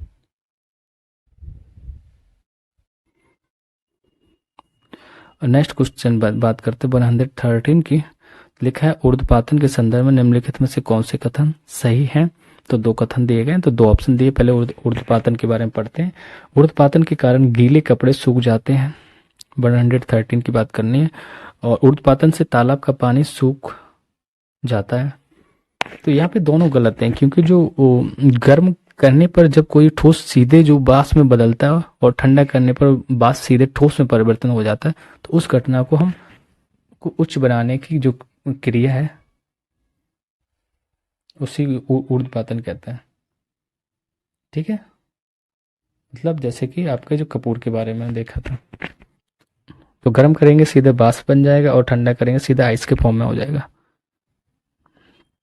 तो इस वजह से ये दोनों गलत है। ऑप्शन नंबर 114 की बात करेंगे। खुब्सगुल लेक नेशनल पार्क, कौन सा? खुब्सगुल लेक नेशनल पार्क, जिसे हाल ही में UNESCO world network of biosphere reserve में शामिल किया गया। तो कौन सा? ये मंगोलिया में है। कहाँ पे? मंगोलिया में, जो जून 2022 में पेरिस फ्रांस में आयोजित जो मानव और जैव मंडल man and the biosphere programme में हुआ था, उसी टाइम पे इसको शामिल किया गया आपको। ठीक है, 115 क्वेश्चन नंबर देखते हैं। 27 जून 2022 को उत्तर प्रदेश सतत और समान विकास की ओर, क्या? उत्तर प्रदेश सतत और समान विकास की ओर किस विषय पर एक सम्मेलन का आयोजन किया गया था? तो आपका था ये विश्व बैंक द्वारा एक सम्मेलन था, उसी द्वारा इसको आयोजित किया गया था। नेक्स्ट क्वेश्चन नंबर 116 देखते हैं। हाल की स्थायी कठोरता, कौन से? सॉरी, जल की, हाल नहीं, जल की स्थायी कठोरता किसकी उपस्थिति के कारण होती है? तो किसकी? ये मैग्नीशियम और कैल्शियम के सल्फेट के कारण इसकी जो स्थायी कठोरता की स्थिति उत्पन्न होती है। क्वेश्चन नंबर 117 की बात करते हैं। कार्बन और उसके यौगिकों के संदर्भ में निम्नलिखित में से कौन सी कथन सही है? तो कार्बन और उसके यौगिकों के बारे में दिए गए, तो लिखा है कि द्विबंध, तो इसका 3 और 4 ऑप्शन सही होगा, मतलब नंबर 3 और 4 उसी को देख लेते हैं। क्या लिखा है? ये जो कार्बन और उसके यौगिकों के संदर्भ में फलों को कृत्रिम रूप से पकाने के लिए एसिटिलीन का उपयोग किया जाता है, बिल्कुल सही है। ग्रेफाइट ऊष्मा और विद्युत का अच्छा सुचालक है। तो दोनों 3 और 4 यहाँ पर सही हो जाएंगे और आपके गलत थे। चलिए क्वेश्चन नंबर हम 118 की बात करते हैं। 118 में आपके निम्नलिखित में से कौन से पौधों के लिए वृहद पोषक तत्व है, तो वृहद पोषक तत्व कौन कौन से हैं पौधों के लिए? नाइट्रोजन तो कंपलसरी होता ही है, आप कहीं भी कभी कोई भी एनवायरनमेंट पढ़े होंगे तो उसमें मिल जाएगा। एक और दो दोनों सही है, नाइट्रोजन और फास्फोरस। मैग्नीशियम नहीं होता बिल्कुल, ये थोड़ा सा होता है कि कभी जब जो पेड़ पौधे अपना भोजन बनाते हैं तो हल्की मात्रा में मैग्नीशियम की जरूरत पड़ती है, बट यहाँ पे आपका फास्फोरस और नाइट्रोजन हो जाएगा क्योंकि पौधों के बृहद पोषक, बृहद लिखा, ठीक है, ज्यादा मात्रा में बात करना। अब जो सूक्ष्म की बात करेंगे, सूक्ष्म पोषक तत्व में लोहा, जिंक, कॉपर, मैग्नीज, मल्टीडेनम से बोरोन एवं क्लोरीन सब आ जाएंगे। जो मैग्नीशियम है यहाँ पे गौण पोषक तत्व में बताया, कैल्शियम और मैग्नीशियम बिल्कुल कम मात्रा में, यहाँ पे बृहद वर्ड लिखा था ये। चलिए क्वेश्चन नंबर 19 की बात करते हैं। लिखा है कि जो आपका डेविनिकी मिशन लॉन्च किया गया था, तो किसके द्वारा? ये आपका नासा के द्वारा इसको लॉन्च किया गया था, ठीक है, किसके द्वारा? नासा के द्वारा। अब ये डेविनिक का फुल फॉर्म का है, deep एटमॉस्फेयर्स Venus investigations of novel gas chemistry and imaging, और मिशन ये 2029 तक से पहले लॉन्च करने की कोई योजना नहीं है, मतलब वो करेंगे धीरे धीरे जब भी करना। क्वेश्चन नंबर 120 की बात करते हैं। लिखा है कि हाल ही में दिमित्री मुराटोवा, तो देखो करंट है, साइंस है, इसमें टेक है, तीन चीजें थी। यूपी स्पेशल की करंट को देखा गया। दामित्री मोराटोवा ने यूक्रेनी बच्चों की मदद करने के लिए अपना नोबेल पुरस्कार बेच दिया गया।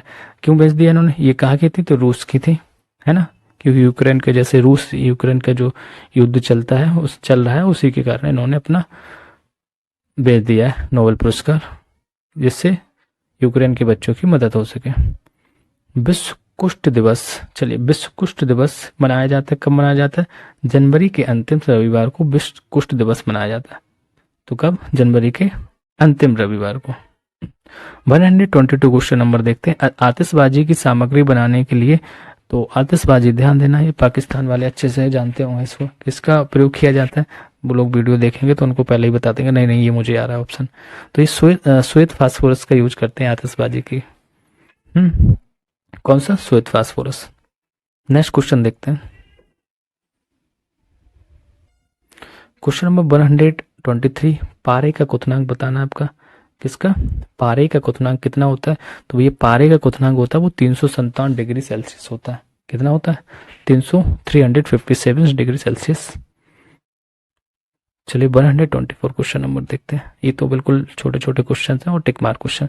भारत के पहले राष्ट्रीय लॉजिस्टिक उत्कृष्टता पुरस्कार, भारत का ये पहला है लॉजिस्टिक उत्कृष्टता पुरस्कार समारोह का आयोजन किया गया। तो कहाँ पे किया गया था? नई दिल्ली में ये किया गया था। 125 क्वेश्चन नंबर देखते हैं।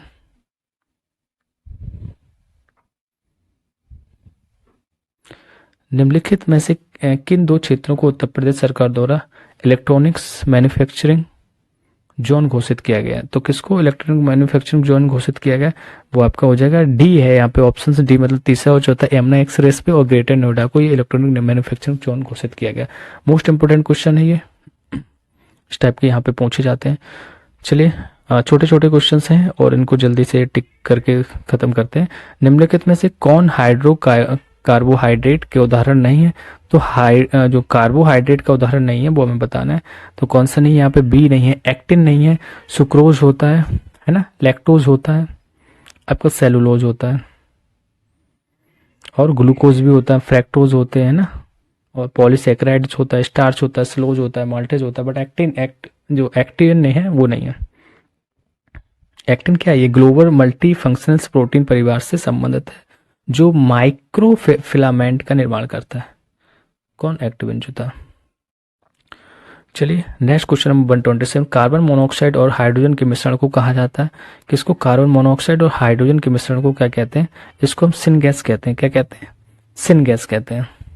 और गोबर गैस किससे कहते हैं? CH4, मतलब मीथेन, है ना। चलिए 28 क्वेश्चन नंबर देखते हैं। लिखा है किस तापमान पर सेल्सियस और फारेनहाइट का मान समान होता है? तो किस तापमान पर रहता है? -40 डिग्री सेल्सियस पर क्या होता है? तापमान सेल्सियस और फारेनहाइट का मान समान रहता है। 129 क्वेश्चन नंबर देखते हैं।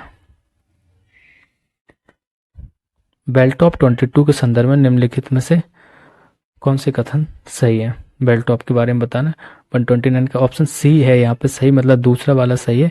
यह अभ्यास स्वीडन में हुआ और इसी समय स्वीडिश नौसेना की 500वीं वर्षगांठ भी मनाई गई थी बेल टॉप 2022 के। नेक्स्ट क्वेश्चन नंबर 130 देखते हैं। 130 में लिखा है कि नूरी जो पहला स्वदेशी अंतरिक्ष रॉकेट है, तो नूरी के बारे में बताना। तो ये किसका है भैया? ये आपका दक्षिण कोरिया का नूरी। करंट में आपने पढ़ा होगा, बिल्कुल से बहुत हाईलाइट रहा था। तो लगभग ये 700 मीटर की मारक क्षमता वाला है। 3 चरणों वाले नूरी रॉकेट को किससे? दक्षिण कोरिया का है ये। 131 क्वेश्चन नंबर देखते हैं। लिखा है निम्नलिखित में से कौन सही सुमेलित है? तो कौन सा सही सुमेलित है 131 में? तो यहाँ पे बी वाला सही है, सही वाला बताना। तो राष्ट्रीय कोष का विज्ञान केंद्र आपका, राष्ट्रीय विज्ञान कोष का विज्ञान केंद्र आपका पुणे में है। ओके, और कुछ बात कर लेते हैं। जैसे नेशनल इंस्टीट्यूट ऑफ इम्यूनोलॉजी की बात करें तो आपका नई दिल्ली में रहेगा। राष्ट्रीय कोष का केंद्र पुणे हो गया। डीएनए फिंगरप्रिंटिंग और निदान केंद्र हैदराबाद तेलंगाना में। राष्ट्रीय पादप जीनोम अनुसंधान संस्थान नई दिल्ली में है। राष्ट्रीय मस्तिष्क अनुसंधान केंद्र मानेसर गुरुग्राम हरियाणा में। जीवन विज्ञान संस्थान भुवनेश्वर में। राष्ट्रीय जैविक विज्ञान केंद्र बेंगलुरु में। National academy of medical science नई दिल्ली। केंद्रीय औषधि एवं संगत जो पौधा संस्थान वो आपका लखनऊ है। ठीक है, नेक्स्ट क्वेश्चन नंबर देखते हैं। 132 वृक्षों की आयु वर्षों में निर्धारित की जाती है। तो ये किससे? इसमें जो वार्षिक वलों की संख्या के आधार पर किया जाता है। बहुत पढ़ा होगा ये क्वेश्चन, है ना? अगर आप पढ़ रहे हैं ये तो नॉर्मल से क्वेश्चन हल में ले जाते हैं। लोहे का जो गलनांक कितना होता है बताइए? लोहे को हम कब गला सकते हैं भैया? गला सकते हैं 1535 डिग्री सेल्सियस के तापमान पर। 134 क्वेश्चन नंबर। विश्व के सबसे बड़े जीवाणु का नाम क्या है? तो सबसे बड़े जीवाणु का नाम बताना। ये हो जाएगा थियोमार्गेरेटा मैग्निफिका। कौन सा? थियोमार्गेरेटा मैग्निफिका। ये आपका विश्व का सबसे बड़ा जीवाणु है। 135 क्वेश्चन नंबर देखते हैं। उत्तर प्रदेश सरकार द्वारा बनाए जाने वाले सरयू रिवर फ्रंट की लंबाई कितनी होगी? तो सरयू रिवर फ्रंट की लंबाई है वो 2 किलोमीटर बन रही है। कितनी? 2 किलोमीटर की ये बनेगी। जो रामनगरी अयोध्या ये सरयू नदी पर बनेगा। ठीक है, उसकी लंबाई 2 किलोमीटर। 300 करोड़ रुपए लगभग रुपए इसमें दिए गए हैं सरकार के द्वारा।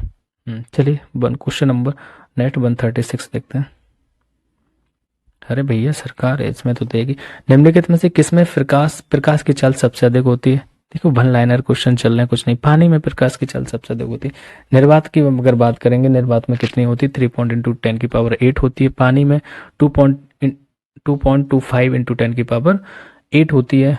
तारपीन का तेल में बात करें 2.04 इंटू 10 कांच में 2.10 रॉक साल्ट में 1.96 इंटू 10 और नायलॉन में 1.96 इंटू 10।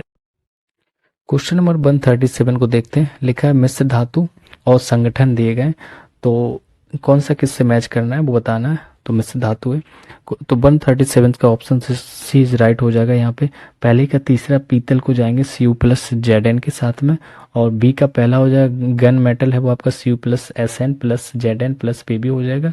रोल्ड गोल्ड की बात करेंगे Cu प्लस Al हो जाएगा। Rolled gold Cu plus Al। Okay, और आपका सोल्डर की बात करेंगे आपका Pb प्लस Sn हो जाएगा। तो ये आपका ऑप्शन सी राइट हो जाएगा। 137 क्वेश्चन नंबर का क्या हो जाएगा? पीतल Cu प्लस Zn हो जाएगा। गन मेटल आपका Cu plus Sn plus Zn plus Pb हो जाएगा। और नेक्स्ट आपका रोल्ड गोल्ड है वो Cu प्लस Al और सोल्डर Pb प्लस Sn हो जाएगा। 138 क्वेश्चन नंबर देखते हैं। धमनियों और सिराओं के संदर्भ में निम्नलिखित में से कथन दिए गए, कौन से सही है या नहीं है वो बताना है। चलिए देखते हैं। धमनियां जिसको आर्टरी कहते हैं, सिरा आपका वेन। क्या देखते हैं क्या? धमनियां रुधिर को हृदय से आगे की ओर ले जाती हैं। तो ये तो बिल्कुल सही है ना। ऐसे क्वेश्चन देखो कुछ पता रहती चीजें एकदम रीड करने की पता चल जाती है कि धमनियां रुधिर को हृदय से अंगों की ओर ले जाती हैं, जबकि सिराएं रुधिर को अंगों से हृदय में लाती हैं। तो पूरी बात सही लिखी है। धमनियां त्वचा की सतह से सटी हुई उसके नीचे स्थित होती हैं, जबकि सिराएं शरीर में गहराई में स्थित होती नहीं। ये दूसरा वाला बिल्कुल गलत, केवल ऑप्शन ए यहाँ पे सही होगा। धमनियों के बारे में थोड़ा सा देख लेते हैं। ये रुधिर को हृदय से आगे की ओर ले जाती हैं, और सिरा क्या करता है? ये रुधिर को आगे से हृदय में लाती हैं। धमनियों में क्या होता है? इसमें कपाट नहीं पाए जाते हैं, और सिराओं में इसमें कपाट पाए जाते हैं, है ना। और धमनियां शरीर में गहराई में स्थित होती हैं। और सिरा की बात करें, यह शरीर की ऊपरी सतह में स्थित होती हैं। धमनियां इसकी दीवारों मोटी व पेशीय होती हैं, और सिरा की दीवारें, इसकी दीवारें पतली एवं लचीली होती हैं। धमनियों की बात करेंगे, इसकी आंतरिक जो गुदा सक्रिय होती है, इसकी आंतरिक गुदा जो अपेक्षाकृत काफी चौड़ी होती है। यह खाली होने पर पिचकती रहती है, यह खाली होने पर पिचक जाती है। वो सिरा आपकी पिचकती नहीं है और धमनियां पिचक जाती है। धमनियां पिचकती नहीं, सिरा पिचक जाती है। ठीक है, नेक्स्ट क्वेश्चन नंबर 139 को देखते हैं। निम्नलिखित में से कौन यूनाइटेड नेशंस ग्लोबल कॉम्पैक्ट यूएनजीसी द्वारा ग्लोबल एसडीजी पायनियर नामित होने वाला पहला भारतीय बना? जो ग्लोबल जो आपका एसडीजी पायनियर है, उसमें पहला भारत जो पहला भारतीय बना वो कौन बना? वो आपका सी हो जाएगा, रामकृष्ण मुक्कावली आपके यूएनजीसी के से शामिल हुए। चलिए 140 क्वेश्चन नंबर देखते हैं। इंडिया चाइल्ड वेलबियरिंग रिपोर्ट 2021 की जो रिपोर्ट है, निम्नलिखित में से कौन से कथन इस रिपोर्ट के बारे में सही है वो बताना है। इसे वर्ल्ड विजन इंडिया द्वारा जारी किया जाता है। देखते हैं, रिपोर्ट के अनुसार केरल, उत्तराखंड, पंजाब सबसे अच्छा प्रदर्शन करने वाला राज्य है। तो 140 का आपका बी है। बी का मतलब दोनों सही थे जो हमने दोनों रीड किए, फिर से एक बार देख लो। यहाँ पे इसे वर्ल्ड विजन इंडिया द्वारा जारी किया जाता है, बिल्कुल सही है। और इस रिपोर्ट के अनुसार केरल, उत्तराखंड, पंजाब सबसे अच्छा प्रदर्शन करने वाले राज्य बने हैं। कौन से? India child well being report 2021 के हिसाब से। चलिए क्वेश्चन नंबर 41 को देखते हैं। 41 में लिखा है कि निम्नलिखित में से कौन से हार्मोन पौधों में वृद्धि अवरोधक है? पौधों में वृद्धि अवरोधक हार्मोन्स वो आपके सी हो जाएंगे। एब्सिसिक एसिड है। कौन सा? एब्सिसिक एसिड है, वो वृद्धि हार्मोन के नाम से जाना जाता है। नेक्स्ट क्वेश्चन देखते हैं। किसकी उपस्थिति के परिणामस्वरूप गाय के दूध का रंग हल्का पीला होता है? ये तो बता ही देंगे। अब गाय का दूध है वो हल्का पीला किसकी वजह से होता है? तो इसमें आपका हो जाएगा option B, C is right, beta carotene के कारण ये इसमें पीला होता है। 143 क्वेश्चन नंबर देखते हैं।